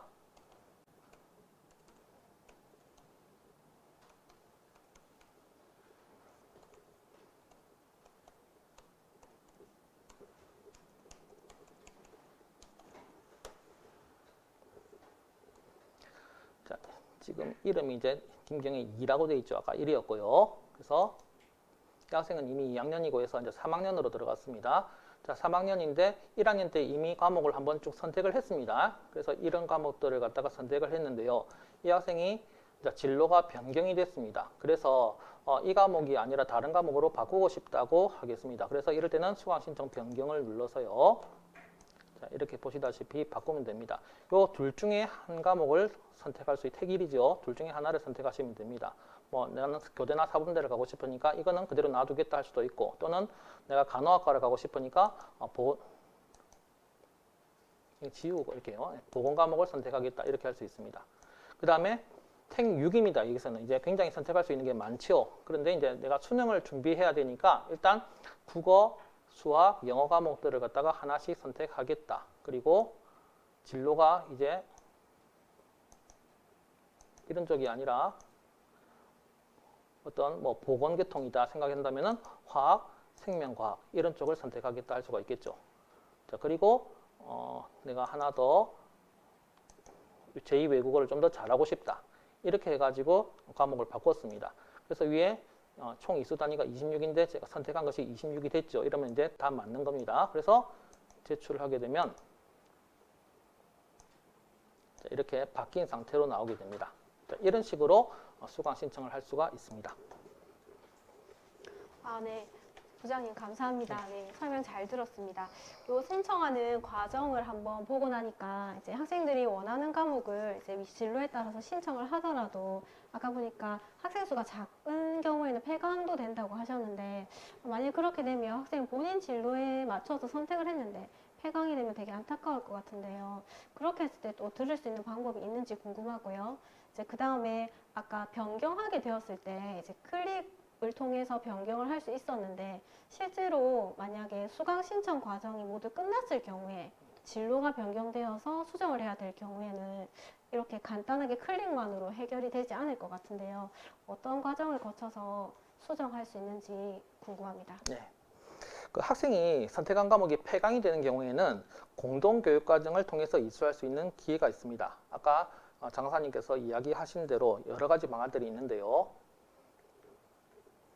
자, 이건 지금 기사입니다. 부산교육청에서 고교학점제에 대비해서 공동교육과정을 운영한다는 것인데, 여기서 어떤 것들이 있는가 하니까 일단 플러스 교육과정, 그 다음에 온공교실, 바로교실, 그리고 대학교와 연계한 고교 교육과정 협력대학 이런 것들이 있다라고 쭉 안내가 되어 있습니다. 그래서 온공교실이라고 하는 것은 온라인 공동교육과정을 줄인 말입니다. 지금 보이는 표는요, 올해 여름방학 때 개설되는 과목들입니다. 보시다시피 개성고등학교에서 2과목이 개설되고 부산 센텀여고에서 2과목이 개설됩니다. 이 두 학교가 거점 학교가 된다고 보시면 되겠고요. 강좌명을 보시면은 그 1, 2, 3, 4 모두 밑에 괄호를 치고 좀 굵은 글씨로 표시된 부분이 있습니다. 그 굵은 글씨로 표시된 부분이 교육과정상에 나오는 과목입니다. 그래서 이 수업들을 듣게 되면은 나중에 국제정치, 중국문화, 인공지능, 수학, 일본 문화를 각각 이수한 것으로 인정이 된다고 보시면 되겠습니다. 운영시간이 34시간이기 때문에 한 단위가 17시간 기준이니까 2단위가 인정된다고 보시면 되겠네요. 안타깝게도 이거는 어제 전부 신청이 마감이 됐습니다. 일단 그렇게 하시면 되겠고요. 그래도 일단 간단하게 보시면은 선이수라고 하는 게 있는데요. 이게 뭐냐니까 국제정치 이 과목을 들으려면 정치와 법을 그 이전 학기에 미리 들어야 된다는 이야기입니다. 그 과목을 듣지 않으면 이걸 신청하지 말라는 이야기죠. 그리고 2번, 4번에 있는 중국어 1과 일본어 1은 병행 가능이라고 되어 있습니다. 이건 뭐냐니까 아까 제가 보여드린 대로 중국어하고 일본어는 보통 한 개 학년에 걸쳐 가지고 2학기 동안 그렇게 운영이 됩니다. 그래서 중국어 1, 일본어 1은 1학기만, 예를 들어 지금 여름방학 같은 경우는 1학기만 이수를 했고 2학기는 이수를 안 한 상태죠. 그러니까 절반밖에 안 했기 때문에 완전히 이수한 게 아닙니다. 그런데 병행 가능이다 했으니까 이 중국 문화나 일본 문화를 여름방학 때 이 과목들하고 그대로 같이 듣는 게 가능하다는 이야기입니다. 그리고 3번에 있는 인공지능 수학 같은 경우는 공통수학을 선이수해야 되는데 공통수학은 1학년 때 웬만하면 거의 모든 학교가 다 이수를 하는 것이니까 크게 신경 쓰지 않아도 될 것 같습니다. 자, 두 번째로 보시는 표는요. 아까 대학교와 연계한 고교 교육과정 협력대학 이번에 개설되는 과목들입니다. 6개가 보이시죠? 그래서 경성대, 부경대, 부산경상대, 부산대, 인제대에서 각각 개설을 해놨습니다. 8월 1일부터 8월 11일까지 운영한다고 되어 있는데 다행스럽게도 이건 지금 7월 6일까지 받습니다. 그래서 지금도 관심 있으시면 신청하실 수가 있습니다. 자, 이것도 앞에 거와 마찬가지로 34시간 2학점짜리고요. 그리고 개설 과목 이름이 나오는데 그 굵은 글씨로 된 그 이름대로 나중에 이수한 것으로 인정받는다고 보시면 되겠습니다. 자, 이렇게 그 공동교육과정을 들으실 때는요. 국어, 영어, 수학하고 관계되는 과목을 수강할 경우에는 학생 본인이 고등학교 3년 동안 수강하는 기초교과의 단위수 혹은 학점수 총합이 규정을 넘어가지 않는지 확인할 필요가 있습니다. 그러니까 국어, 영어, 수학에다가 한국사를 포함해서 기초교과 과목이라고 하는데요. 현 고교 재학생은 180단위 중에 절반인 90단위를 초과할 수 없습니다. 그리고 내년부터 고등학교에 입학하는 학생들은 174학점의 절반인 87학점을 초과할 수 없도록 되어 있습니다. 이게 무슨 말인지 얼른 이해가 잘 안 되시면은 자녀가 공동교육과정 같은 걸 신청할 때 재학 중인 학교의 교육과정 담당 선생님한테 한번 문의를 하도록 하기 바랍니다. 그러면 그 담당 선생님께서 무슨 말인지 잘 알고 계시니까 자세하게 설명을 해주실 겁니다. 이렇게 공동교육과정을 수강할 때 이 기초교과 단위수를, 학점수를 초과하지 않는지 여부를 확인하는 절차가 반드시 필요합니다. 여기 단위하고 학점이란 말을 병행하고 있는 것은 역시 아까 말씀하셨는데 이전에는 단위라는 표현을 쓰고요. 그 고교학점대에서는 말 그대로 학점대이기 때문에 학점이라는 그런 표현으로 말을 바꾸게 됩니다. 자, 이렇게 과목 선택을 모두 마친 후에 수강 신청을 변경하는 경우에는요. 학교마다 규정에 따라 처리하도록 되어 있습니다. 자녀가 다니는 학교의 규정을 잘 확인하는 것이 중요합니다. 예를 들어서 제가 근무하는 경혜고 같은 경우에는요. 원칙적으로 최종 선택이 이루어지고 나면은 교과서 주문이 들어갑니다. 그래서 교과서 주문이 들어간 이후에는 변경이 불가능하다고 되어 있습니다. 다만 학생이 제가 진로를 변경했습니다. 예전에 예를 들어서 원래는 저는 음악 쪽을 하고 싶어가지고 음악 학원을 계속 다니고 있었는데 어느 순간 이쪽에 어떤 제가 한계를 느껴가지고 그냥 일반 학과로 바꾸고 싶습니다. 이러는데 안 돼. 그대로 난 음악해. 이럴 수는 없지 않습니까? 그건 너무 가혹한 거니까요. 그래서 이제 시간표 작성 이전까지는 개별적으로 변경을 허용하기도 합니다. 2학년도 1학년 때 생각했던 진로가 또 바뀔 수 있겠죠. 예를 들어서 뭐 거꾸로요. 나는 원래 그냥 일반 학과를 갈 생각이었는데 나중에 해보니까 미술하는 게 너무너무 좋아요. 저는 디자인 쪽을 하고 싶어요. 그래서 학원도 끊고 이쪽으로 하고 싶습니다 하면 당연히 그런 걸 바꿀 수 있도록 해줘야 되겠죠. 그죠? 그래서 3학년 때 배울 선택 과목을 변경할 수 있는 기회를 2학년들한테도 한 번 더 주도록 그렇게 하고 있습니다. 자, 근데 문제는 단순한 변심으로 인해서 선택 과목 변경하는 경우도 있습니다. 좀 안 믿기시겠지만 단순히 친한 친구가 어떤 과목을 선택하니까 자기도 그 과목을 따라서 하는 경우, 이런 경우도 있고요. 또 어떤 학생은 A 과목에서 B 과목으로 바꿔달라 해가지고 바꿔놓고서는 도로 또 B에서 A로 바꾸면 안 됩니까? 라고 하는 경우도 있습니다. 이런 경우까지 전부 다 인정하기는 좀 쉽지가 않고요. 그리고 좀 그게 진지한 어떤 고민 속에서 바꾸는 것인지도 좀 의문스럽습니다. 그래서 바꾸려면은 좀 진지하게 고민을 해보라는 그런 의미에서요. 저희들도 이제 다른 학교의 어떤 양식 같은 걸 좀 참고하고 해가지고 이런 선택 과목 변경 신청서 이걸 만들어 봤습니다. 보시다시피 교과 변경을 무엇에서 다른 무엇으로 바꾼다는 것을 갖다가 표시하고요. 밑에 학생 변경 사유서 그리고 학부모 의견서를 내도록 했습니다. 학생 변경 사유서는 본인이 쓰면 되겠고요. 학부모 의견서는 당연히 해당 학생의 학부모가 쓰시면 되겠죠. 약간 요식적인 행위라고 생각하실 수도 있는데 그래도 이런 걸 써보는 과정에서 진짜 필요해서 바꾸는 것인지 어떤지에 대해서 한번 진지하게 고민해 볼 수 있지 않을까 싶습니다. 자, 그리고 한 가지 더 교사 상담 의견서라고 하는 것을 봤습니다. 이거는 담임 선생님이 될 수도 있고요. 아니면 자기가 바꾸고자 하는 과목의 교과 담당 선생님일 수도 있습니다. 자, 그 선생님에게 가가지고 상담을 신청하고요. 그래서 제가 이런 이유로 과목을 여기에서 저기로 바꾸고 싶은데 어떠시냐고, 선생님 어떻게 생각하시냐고 이런 것들을 이야기를 갖다가 한다는 거죠. 그러니까 이런 이야기를 갖다가 하는 과정에서 역시 얼마나 진지하게 생각하고 고민하고 과목을 바꾸는 것인지, 진로를 선택하고 바꾸고자 하는 것인지 이런 것이 어느 정도는 드러날 것이라고 생각합니다. 그래서 단순한 변심으로 인해서 과목을 바꾸는 게 아니라 정말로 진지한 고민을 하고 진로를 갖다가 변경했기 때문에 그래서 어쩔 수 없이 이 과목을 바꾸는 것이라는 게 인정이 되면은 학교에서도 기꺼이 그것을 갖다 선택 과목을 바꿔줄 그런 어떤 준비가 되어 있다고 생각하시면 되겠습니다. 네, 감사합니다. 그러면 지금까지 실제 고등학교에서 과목 선택이 어떻게 이루어지고 수강 신청은 어떻게 되며 변경은 어떻게 이루어지는 것까지 살펴보았습니다. 2부는 이쯤에서 마치고요. 이제 3부에 2015 개정 교육과정과 대학 입시에 대해서 살펴보도록 하겠습니다. 지금 2015 개정 교육과정이 고등학교에 적용되고 있고 고교학점제와 관련해서는 대학 입시가 아직 발표된 것이 하나도 없습니다. 그래서 지금 고등학생들이 겪고 있는 교육과정과 관련해서 대학 입시를 알아보도록 하겠습니다. 네, 지원관님 안녕하십니까? 그 학부모님들께서 이제 고등학교 막 입학하셔가지고 대학 입시에 대해서 처음 접하시게 되는데요. 일단 기본적인 틀에 대해서 많이 궁금하실 것 같습니다. 거기에 대해서 설명 부탁드립니다. 예, 지금 앞에서 이제 고교학점제와 관련된 여러 가지 많은 설명들을 들으셨을 텐데요. 이 고교학점제와 관련되어서 지금 대학에서 발표된 구체적인 어떤 대입 방안이나 전형안 같은 것들이 사실은 나와 있는 부분들은 없습니다. 이게 이제 무슨 소린가 좀 되게 또 좀 이제 궁금해하실 수 있습니다. 그래서 이 큰 틀에서 이 부분이 어떻게 적용되는 건지 제가 한번 설명을 해보도록 하겠습니다. 혹시 이 대입 전형 4년 예고제라는 말을 들어보셨나요? 이 대입 전형 4년 예고제라는 것이 이제 법률로 이렇게 아예 좀 명시가 되어 있는 부분이 있습니다. 그럼 왜 이런 4년 예고제가 필요한 것인가? 만약에 고교학점제와 같은 어떤 이런 큰 고등학교 교육의 시스템, 체제와 같은 것들이 어느 날 갑자기 바뀌고 그것이 바로 적용된 대입 제도가 운영이 된다면은 학생, 학부모 입장에서는 굉장히 혼란스러울 수밖에 없잖아요. 그래서 미리 대비할 수 있는 어떤 그 시간 여유를 두기 위해서 이 4년 예고제가 고등교육법에 명시가 되어 있는 것입니다.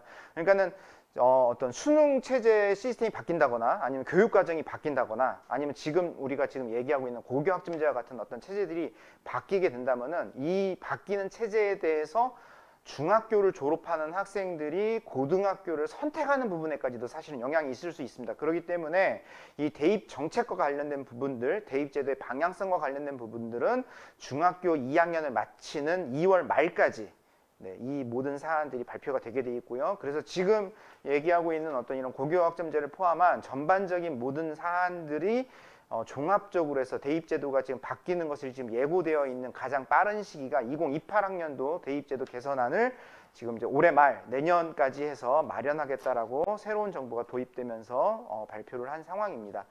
그리고 난 다음에 이제 그것에 따라서 이제 구체적인 어떤 대입 전형 계획 안들이 나와야 되는 건데요. 이 대교협이라는 단체가 있습니다. 이게 한국대학교육협의회라는 이름이고요. 그러니까 대학들의 연합체입니다. 여기서 대입 전형 기본 사항이라는 것을 고등학교 1학년 8월 말, 그러니까 지금 이 영상을 주로 시청하고 계시는 고등학교 1학년 학부모 관점에서의 이 대입 전형 기본 사항이 이제 곧 8월 말에 발표가 될 텐데요. 근데 이 대입 전형 기본 사항 안을 보셔도 사실은 여기에 구체적인 내용은 사실 담겨 있지 않습니다. 여기에 있는 대부분의 내용들은 뭐 대입 전형의 뭐 기본적인 어떤 전형 유형을 몇 가지로 한다라든가 또는 수시에 6번 쓸 수 있다거나 정시는 가나 다군 3개로 나누어서 진행한다와 같은 어떤 정말로 큰 틀에서의 어떤 체제와 같은 부분들만 발표가 되기 때문에 사실은 지금 이 부분을 보신다 하더라도 그렇게 막 이렇게 급격하게 바뀐 어떤 뭐 새롭게 바뀐 어떤 이런 부분들을 확인하기 좀 어려울 것 같습니다. 그러면은 학부모님, 학생 입장에서 본인에게 정말로 내가 대학을 가기 위해서 어떤 준비를 해야 할 것인가에 대한 영향을 미치는 구체적인 부분은 어디서부터 보여지느냐? 바로 대입 전형 시행 계획에서부터 보여지기 시작을 합니다. 그럼 이 대입 전형 시행 계획은 언제 발표되느냐?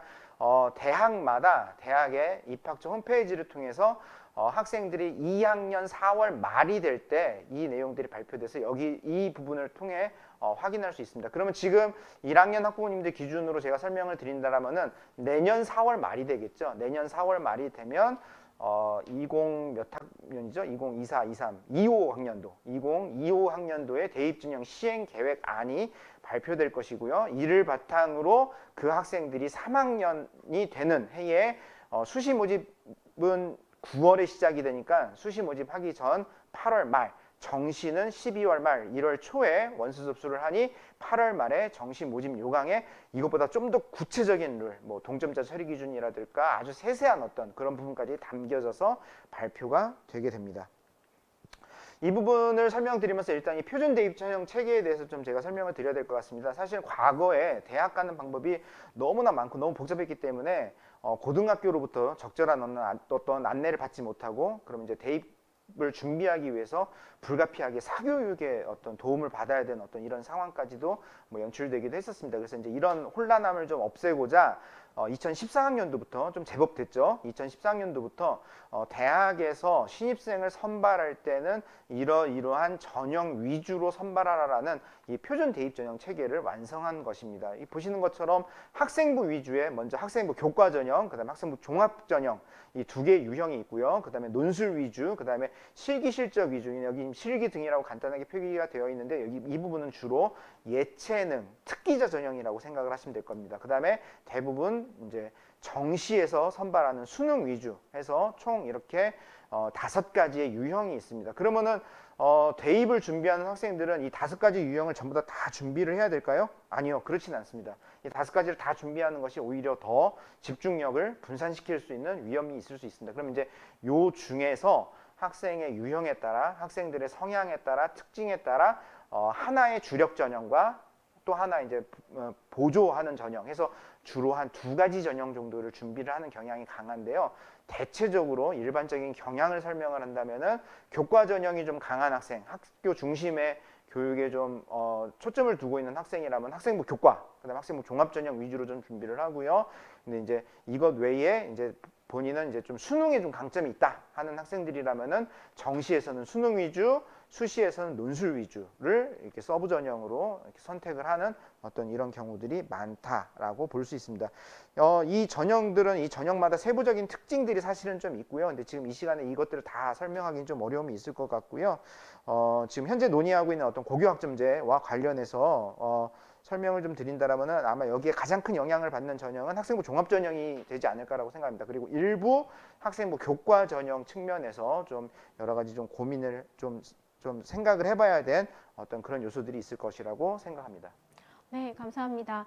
좀 전에 말씀해주신 학생부 종합 전형 같은 경우는 학생이 학생부를 통해서 이제 대학의 인재상이 맞는지 그리고 그 대학에 진학했을 때 학생이 참 공부를 할 수 있는 역량이 되겠는지를 살펴보고 학생을 선발하는 전형이라고 알고 있는데요.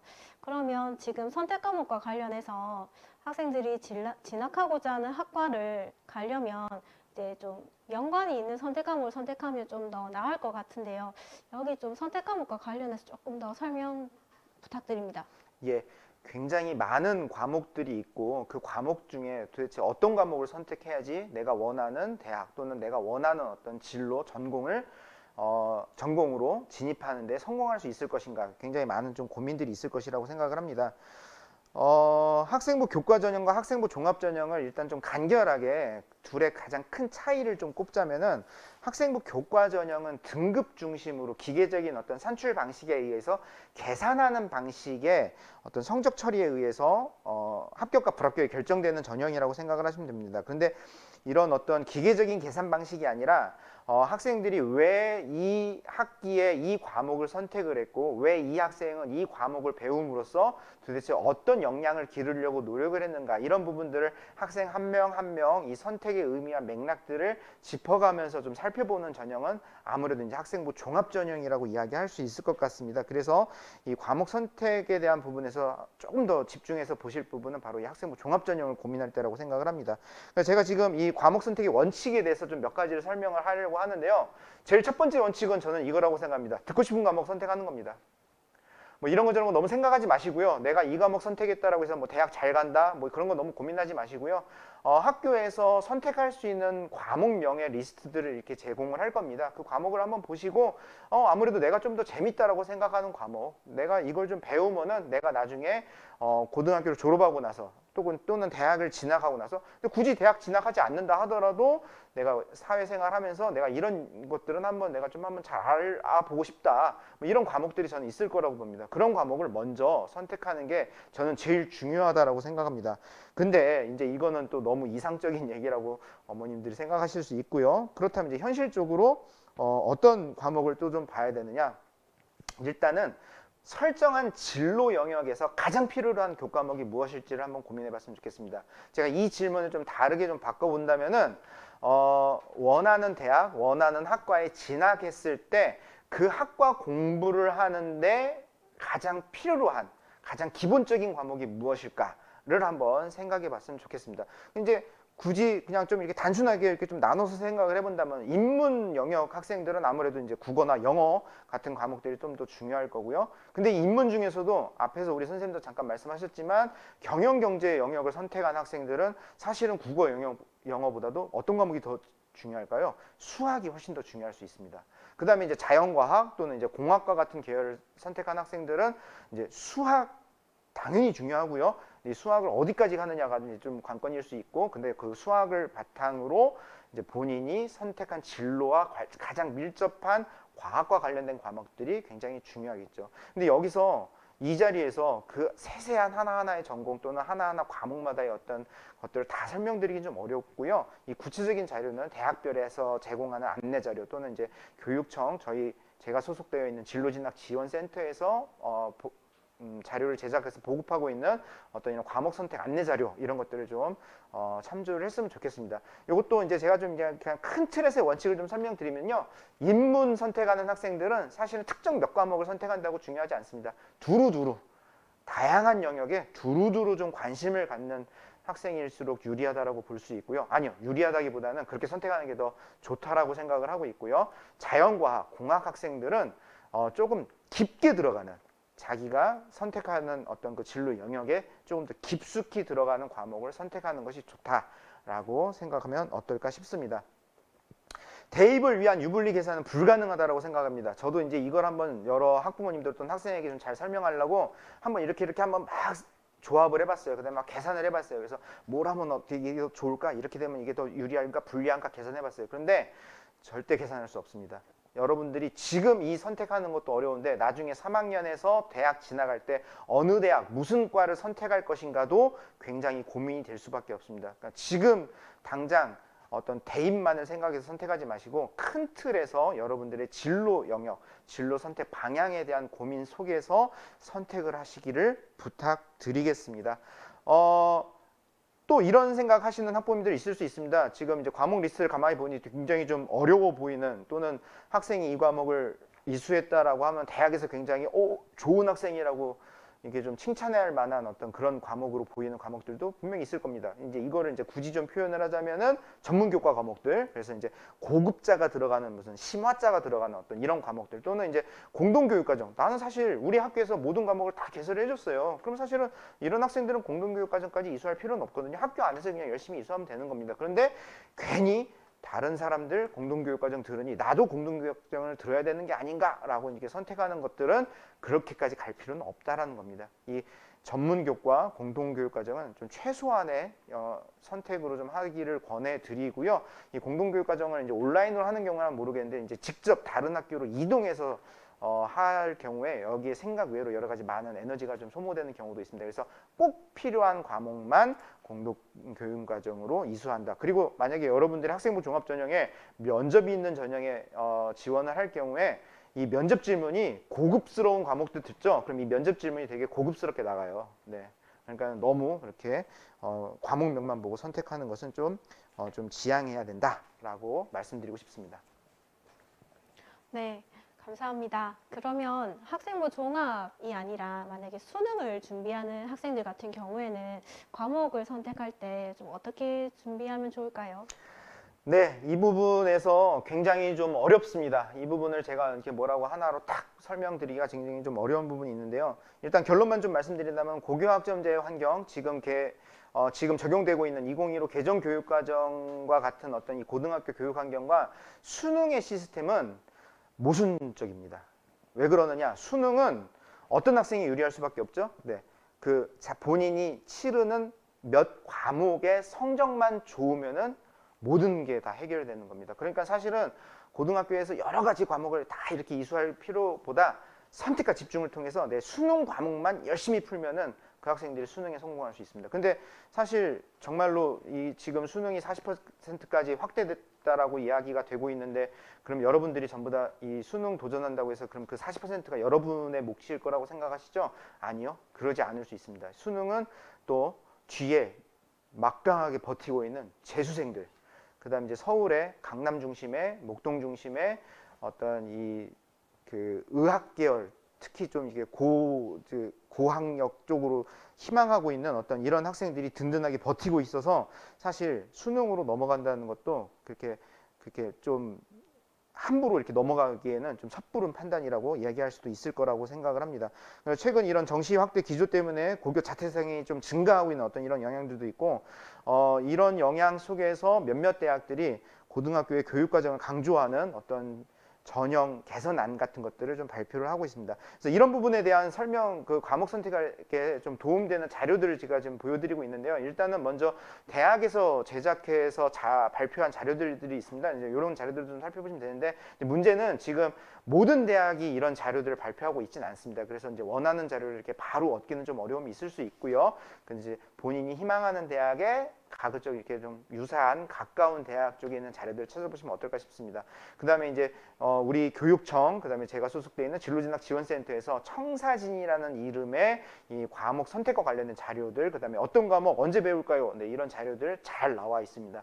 이런 과목들 한번 꼼꼼히 하나하나 살펴보시면 많은 도움 받을 거고요. 그 다음에 과목 선택에 대한 직접적인 이야기는 없다 하더라도 과목 선택의 원칙과 방향과 관련된 좋은 설명들이 나와 있는 것들이 학생부 종합전형 가이드북, 여러 대학에서 많이들 이렇게 발간하고 있고요. 또는 대학별 홈페이지에 학부과별 전공 안내 같은 것들을 살펴봐서 내가 이 학과에 가면 지나간다면 어떤 부분을 배우지 하는 것들도 한번 살펴보시면 어떨까 싶습니다. 근데 앞에서 고교 학점제 상황에서 그럼 내가 어떤 기준으로 과목 선택하는 게 좋을까? 이제 이 부분에서 지금 뭐 직접적으로 지금 발표된 내용은 지금 없지만 2024학년도, 그러니까 지금 현재 고등학교 2학년 학생입니다.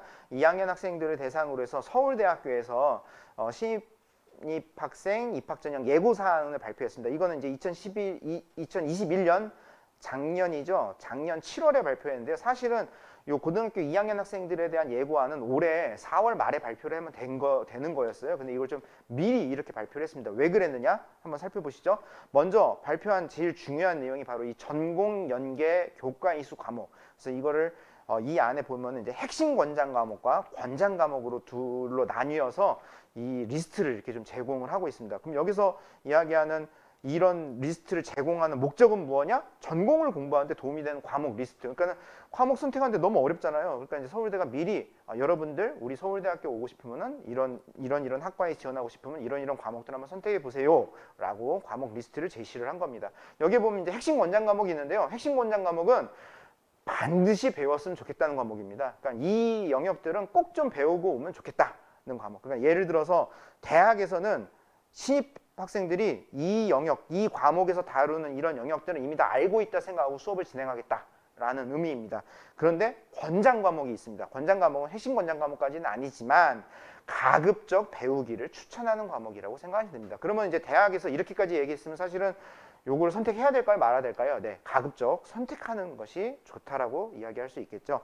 그런데 이제 뒤에 제가 이제 설명을 좀 드릴 텐데요. 일부 모집단이니까 일부 학과에서는 권장 과목이나 핵심 권장 과목을 전혀 제시하지 않은 학부과들이 있습니다. 그럼 이런 학생들은 어떻게 하면 돼요? 네, 굳이 어떤 특정 과목을 배우지 않아도 된다는 겁니다. 본인이 생각하는, 본인이 배우고 싶은 그런 과목을 자율적으로 선택하여 학습하면 된다는 겁니다. 그러면 이제 이런 것들을 쭉 제시를 하니 서울대학교에는 이런 과목 이수하지 않으면 혹시 떨어지는 거 아니에요? 뭐 이런 질문할 수 있어요. 그러니까 아니요. 지원 자격과는 무관하다는 걸 분명히 이야기를 밝히고 있고요. 그러면은 이 리스트는 어디에 활용하느냐? 수시 모집의 서류평가와 정시 모집의 교과평가에 반영한다라고 명시하고 있습니다. 그런데 학생들은 분명히 진로가 좀 바뀔 수도 있어요. 내가 2학년 때는 어느 학과를 가려고 그랬는데 3학년 때 갑자기 다른 학과 가고 싶을 수 있잖아요.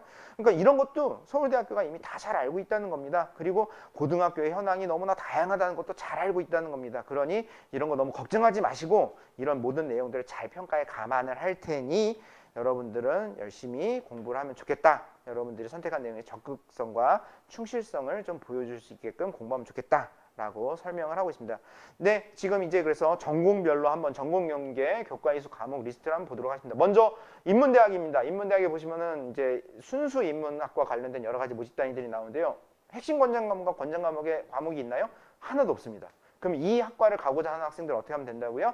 네, 그냥 본인이 원하는 대로 자율적으로 다양한 과목들을 편식하지 말고요. 다양한 과목들을 여러 가지를 좀 잘 들으면 좋겠다로 해석하면 됩니다.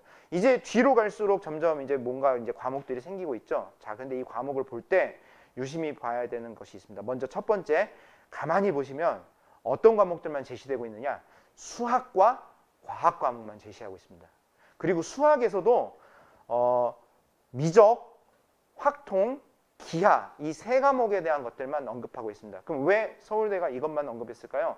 그러니까 공통수학과 그다음에 수원, 수투는 대부분의 보통의 학생들이라면 다 이수했을 것이다 라고 이해하면 되는 거고요.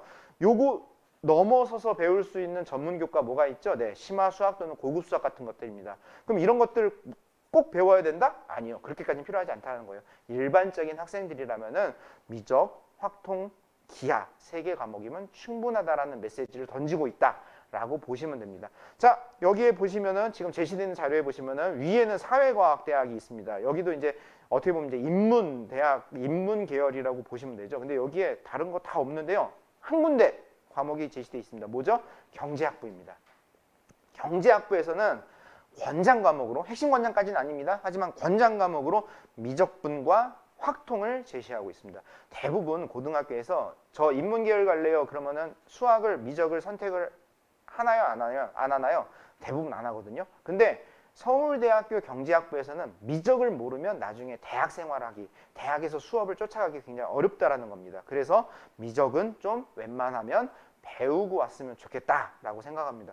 그러면은 서울대 이외에 다른 대학들은 어떨까요? 네, 요건 이제 관점의 차이가 사실은 좀 있을 수 있습니다. 그런데 제가 그냥 결론만 말씀드리면은 사실 서울대가 아니라면은 굳이 미적까지 할 필요는 없지 않을까라고 좀 조심스럽게 저는 좀 그렇게 설명을 드리고 싶습니다. 네, 이제 자연과학대학부터 이제 리스트들이 쭉 나오는데요. 보시면 먼저 수리과학부와 통계과학부입니다. 여기에 미적, 확통, 기하, 결국 수학과 관련된 과목들은 전부 다 좀 다 잘 듣고 왔으면 좋겠다라고 제시가 되어 있죠. 근데 여기서요 굉장히 어려운 게 하나 있어요. 뭐가 어려운 점이 있냐면요. 대부분 고등학교가요. 형식적으로는 지금 인문자연 계열이 전부 다 사라졌거든요. 근데 아직도 옛날에 어떤 인문자연을 구분하는 어떤 그런 전통 때문에 일부 고등학교에서 인문 학생들은 확통을, 자연 학생들은 미적 또는 기하를 선택하게끔 유도하는 경향이 있습니다. 그런데 여기 보세요.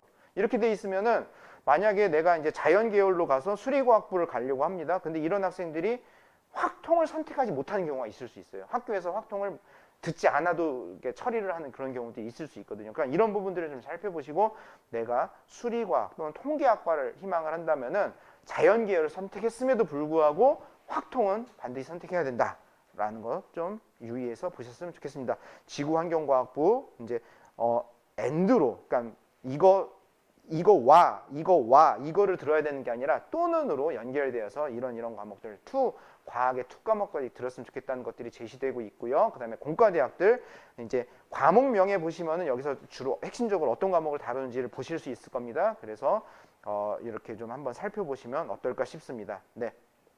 그다음에 농업생명과학대학에도 보면은 여기 이제 농경제사회학부가 있는데요. 이게 사실은요, 이 농경제사회학부는요 인문 성향이 굉장히 강한 학과입니다. 그래서 앞에 설명드린 경제학부와 같이 생각하시면 되고요. 나머지 학과들도 이제 그 학과명과 같이 매치해서 보시면은 대부분 이해가 되실 거라고 봅니다. 여기 보시면은 인문 베이스의 사범대학 역시 마찬가지로 핵심 권장 과목이 없습니다. 근데 자연 베이스의 사범대학에는 각각 그 학과에서 가장 핵심이 되는 과목들 리스트들이 제시가 되어 있고요. 단 하나 지리교육과에 한국지리, 세계지리, 여행지리가 좀 이렇게 설정되어 있는데 요거는 조금 좀 문제가 있는 영역이라고 생각합니다. 그러니까 이거 너무 그렇게 크게 생각하지 마시고요. 그냥 본인이 선택할 수 있는 지리 과목 한두 개 선택하면 된다라고 보여집니다. 네, 그 다음에 이제 또 여러 가지 이제 모집 단위들인데 의예과 한번 봐보세요. 의예과를 보시면은 일반적으로 뭐 저기 화학 2까지도 가야 된다 이렇게 생각하기 쉽잖아요. 근데 아니에요. 과목 리스트 보면 생명과학 2까지만 되어 있고요. 그것도 생명과학 2가 권장 과목에 들어가 있고 수학 과목들도 핵심 권장이 아닌 권장 과목에 들어가 있다는 부분들 한번 확인하시면 어떨까 싶습니다. 네, 2023학년도 지금 고3 학생들이 대학 가는 그 주요 계획 안에 서울대 입학 전형 주요 변경사항이 이제 2년 전에 발표가 됐었는데요. 여기 이제 1, 2, 3이 있는데 그 중에 3번만 보겠습니다. 정시에서 일반 전형의 교과 평가를 도입한다라고 발표가 됐습니다. 이건 무슨 얘기냐면요. 정시는 일반적으로 그냥 수능 성적으로만 합격 불합격을 결정을 합니다. 그런데 이제 그렇게 하는 게 아니라 정시에서도 교과 평가라는 이름으로 여러분들의 교과와 관련된 부분을 평가에 반영하겠다는 겁니다. 그래서 이것 때문에 좀 약간 논란이 됐었는데요. 구체적인 내용을 보면 사실 여러분들이 그렇게 크게 걱정할 필요는 없다고 봅니다. 평가를 하는 게 딱 3가지를 평가한다는 겁니다. 첫 번째 과목 이수 내용이고요. 두 번째 교과 성취도, 세 번째 교과하고 수행 내용을 평가하겠다는 겁니다. 그럼 이걸 여기를 어디에서 보느냐? 학생부에는 교과 학습 발달 사항에서 성적 부분과 그다음에 여러분들이 어떤 과목을 선택했느냐 이 선택 부분을 보는 거고요. 그 다음에 학업 성적 결과 부분을 보고요. 그 다음에 학교 수업을 얼마나 충실히 들었는지 세특을 보고 판단하겠다라고 이야기하고 있습니다. 여기서 이제 절대평가 기준을 적용한다라고 구체적으로 지금 설명이 되고 있고요. A, B, C 3개 그룹으로만 나뉘고 있습니다. 그래서 사실은 보통의 일반적인 학생이라면 C 받을 일은 없을 거라고 너무 걱정하지 않으셔도 됩니다. 근데 이제 여기 예로 잘 나와 있는 것처럼 공과대학에 지원하는 학생들이라면은 본인이 선택한 그 전공과 관련된 진로 선택 과목을 2과목 이상, 그러니까는 만약에 기계공학과를 선택했다 그러면 이제 물리나 화학 같은 이런 2과목들을 좀 듣고 그다음에 수학은 미적과 기하까지 좀 선택을 하는 것들을 이야기를 하는 거고요. 나머지 것들 충실히 이수한 부분들이 보면은 A를 주겠다는 겁니다. 근데 이제 이게 이렇게 충실하게 이수한 게 아니라 그냥 일반적으로 이수했다. 그럼 B 좀 미흡하다라고 생각하면 C를 주겠다라고 설명이 된 겁니다.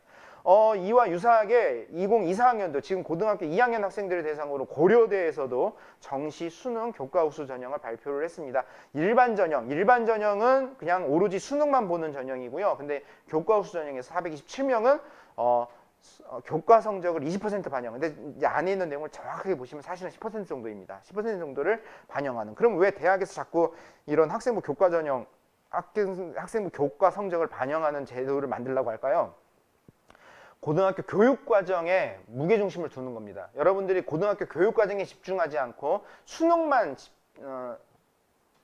성적만 생각하고 대학 진학을 생각한다면 대학에서도 사실 그런 학생들 그렇게 크게 반갑지 않다는 얘기예요. 그래서 공교육에서 충실하게 학업을 이수한 학생들을 선발하기 위해서 좀 이렇게 제도들이 좀 분리되고 있다라고 보시면 어떨까 싶습니다. 근데 이제 학생 학부모 입장에서는요. 근데 이렇게 분리가 되니까 그러면 나는 일반 전형으로 지원하는 게 좋을까? 교과 우수 전형을 지원할까? 이게 좀 약간 좀 혼동될 수는 있을 거라고 생각합니다. 하지만 기본 취지를 좀 생각하신다면은 크게 어렵지는 않을 거라고 생각합니다. 네, 감사합니다.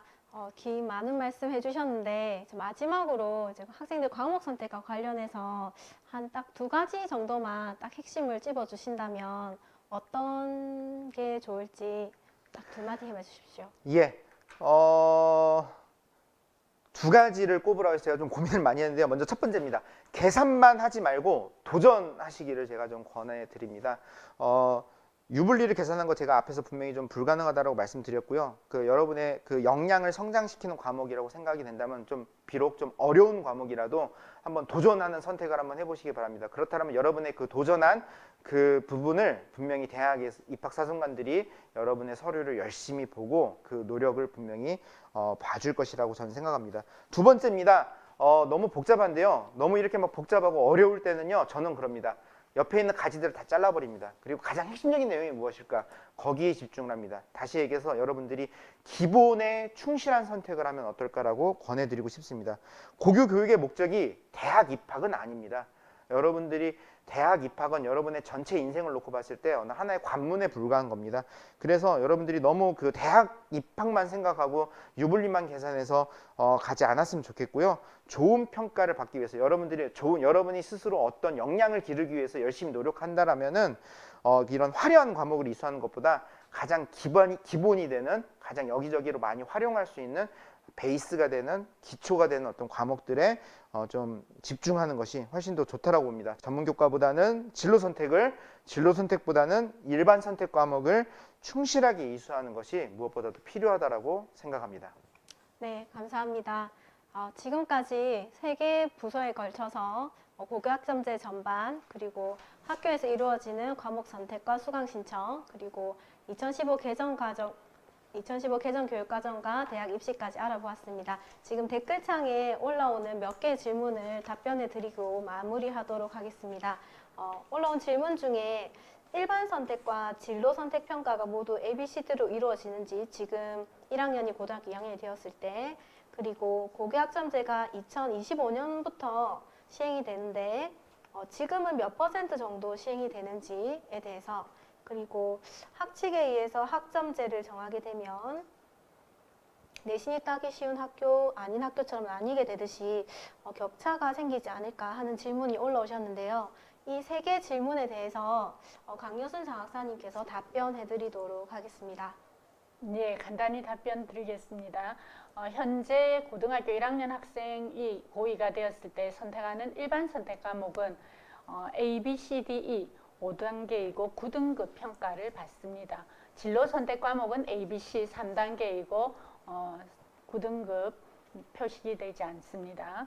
다음 2번째, 고교학점제가 지금 그 몇 %까지 적용되느냐 보시면 아까 살펴본 바와 같이 내용은 거의 고교학점제를 하고 있다. 그러나 단 학점이라는 용어를 사용하지 않고 192학점으로 축소되지 않았으며 성취평가제가 모두 적용되지 않았으니 제 생각에는 최소 50%에서 한 70% 정도까지는 고교 학점제가 우리 부산시 교육청에서는 지금 진행되고 있는 게 아닌가 이렇게 생각합니다. 마지막으로 학교마다 학점제에서 그 성취평가제를 하면은 학력 차이가 나지 않을까. 이것은 교육부에서도 그렇고 저희 교육청에서도 계속 고민하고 있는 바입니다.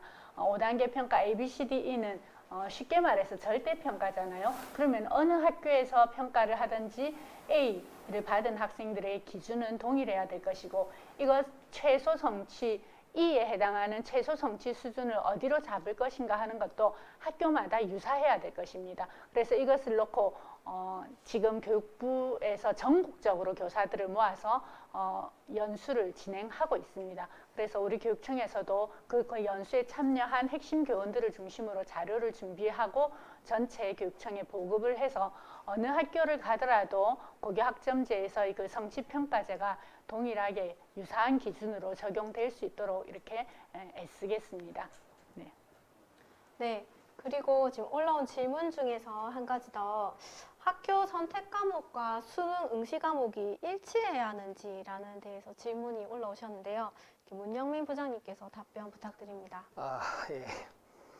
학교 선택 과목과 수능 응시 과목이 일치해야 하는가 여기에 대해서 제가 일단 결론부터 먼저 말씀드리자면은 꼭 일치할 필요는 없다고 생각을 합니다. 일단 금방 대입지원관님께서 말씀하신 대로 현재 어떤 학교의 어떤 교육 과정하고 수능하고 체제가 이렇게 딱 맞다고 보기는 좀 어렵습니다, 솔직히. 근데 그런 부분이 있고요. 그 다음에 제가 이제 국어과인데 저희 국어과 예를 들어서 말씀드리자면은 독서하고 문학 이 과목들은 국어에서 공통으로 시험 치는 과목들입니다. 그런데 화법과 작문, 언어와 매체 이 둘 중에 하나를 갖다가 선택을 하게 되어 있습니다. 그런데 화법과 작문 같은 경우는 화법은 이제 말하기, 듣기죠. 그리고 작문은 글쓰기죠. 근데 대부분의 학생들이 화법과 작문을 갖다가 언어와 매체보다 더 하기 편한 과목이라고 생각을 합니다. 왜 그런가 하니까 아무리 공부를 안 하는 학생이라도 우리가 한국어 사용자니까 네이티브 스피커니까요. 매일같이 한국어로 대화를 주고받습니다. 그렇기 때문에 시험 문제에 나온 걸 보면은 어느 정도는 상식적인 선에서 맞힐 수 있는 그런 어떤 문제들이 꽤 됩니다. 그리고 실제 글을 쓰라고 하면 작문 되게 어렵다고 생각하는데 아직까지는 수능에서 직접 글을 쓰게 하지는 않습니다. 그래서 실제로 작문이라고는 하지만 실제로는 글을 읽고 문제를 풀도록 되어 있기 때문에 그런 부분에 있어서 상대적으로 좀 쉽다고 생각하고요. 언어와 매체 같은 경우는 여기에 문법이 포함되어 있습니다. 그래서 국어 문법 때문에 좀 어렵게 생각하는 그런 경우가 좀 많습니다. 그래서 학생들 중에서 언어와 매체를 선택해서 시험을 칠 학생들은 대부분 그 과목을 그대로 선택을 합니다. 근데 화법과 작문을 선택할 학생들 중에서 일부는 둘 다 아예 신청을 안 하는 학생들이 있습니다. 지금도. 왜 근데 그런가 하니까 화법과 작문을 혼자서 준비해도 시험 칠 수 있겠다고 생각하는 거죠. 그래서 그 생각이 제가 봤을 때 전혀 말이 안 된다, 틀렸다 이렇게 보기는 좀 어려운 것 같습니다. 그래서 그 과목을 갖다가 선택 안 하면 대신에 다른 과목을 한 개 더 선택할 수가 있겠죠. 그래서 그 학생이 아까 보여드린 대로 어떤 수리과학부라든지 통계학부라든지 이런 쪽을 갖다가 자기가 전공하고 싶다면은 국어에서 한 개를 선택을 덜 한 만큼 수학에서 하나를 더 선택할 수가 있겠죠. 그런 부분에서 나중에 수시로 일단 대학을 갖다 진학하게 된다면은 좀 더 도움이 될 수 있는 부분도 있긴 있을 겁니다. 다만 혹시나 수시에서 자기가 원하는 만큼 어떤 성과를 거두지 못해가지고 정시로 어쩔 수 없이 뭔가 방향을 돌려야 되는 상황이 만약에 벌어졌다면은 그렇게 자기가 이제 한 과목, 그 수능 관련된 과목을 갖다가 안 듣고 한 거에 대해서는 조금의 위험 부담은 있겠죠. 그런 부분은 본인이 좀 감수하고라도 하겠다면 얼마든지 선택할 수 있는 부분이 아닌가라고 그렇게 생각합니다. 네, 감사합니다. 마지막 질문 학부모님께서 해주셨는데요. 이것만 답변하고 마무리하도록 하겠습니다. 학부모님 입장에서 고교학점제로 인해 고등학교별 교육개설, 교육과정 편차가 더 커지고 지역별 불균형이 심해질 것으로 예상된다고 하셨는데요. 전문가의 의견을 듣고 싶다고 하셔가지고 저희 장 학사님께 한번 답변을 듣고 마무리하겠습니다. 네, 부모님께서 아마 걱정하시는 부분은 아마 학교별로 개설되는 과목 수가 다양하지 않을까 이런 것에 대한 걱정이실 것 같습니다. 실제 부산의 경우에는 대도시이기 때문에 학교마다 확보하고 있는 교원 정원이 유사하게 비슷합니다. 근데 실제 저 중소도시 다른 도농촌에 있는 학교들 중에는 정말 중요한 과목이 교사가 없는 학교도 있다고 합니다. 그래서 부산시 같이 이런 광역시에서는 크게 문제가 없지만 전국적으로 보면 고교 학점제를 적용했을 때 많은 과목을 개설하지 못하는 학교도 분명히 있는 것 같습니다. 그리고 그 문제를 교육부에서도 잘 알고 있고 그걸 대비하기 위해서 온라인 학교까지도 생각하고 있는 걸로 알고 있습니다.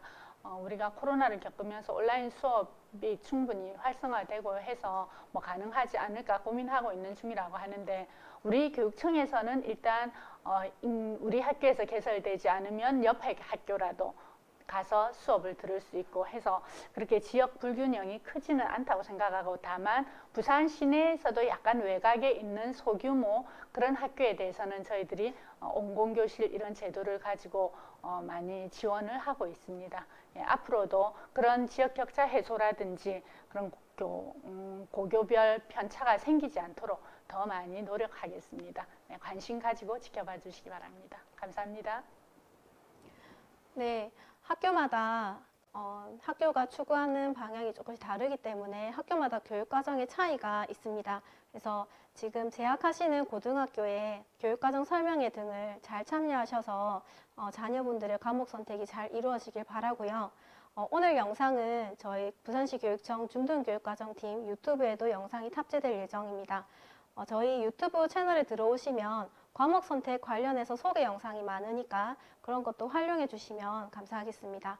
그럼 오늘 늦게까지 연수에 참여해 주신 학부모님 감사드리고요. 오늘 연수 함께 해주신 세 분 강사님께도 감사드립니다.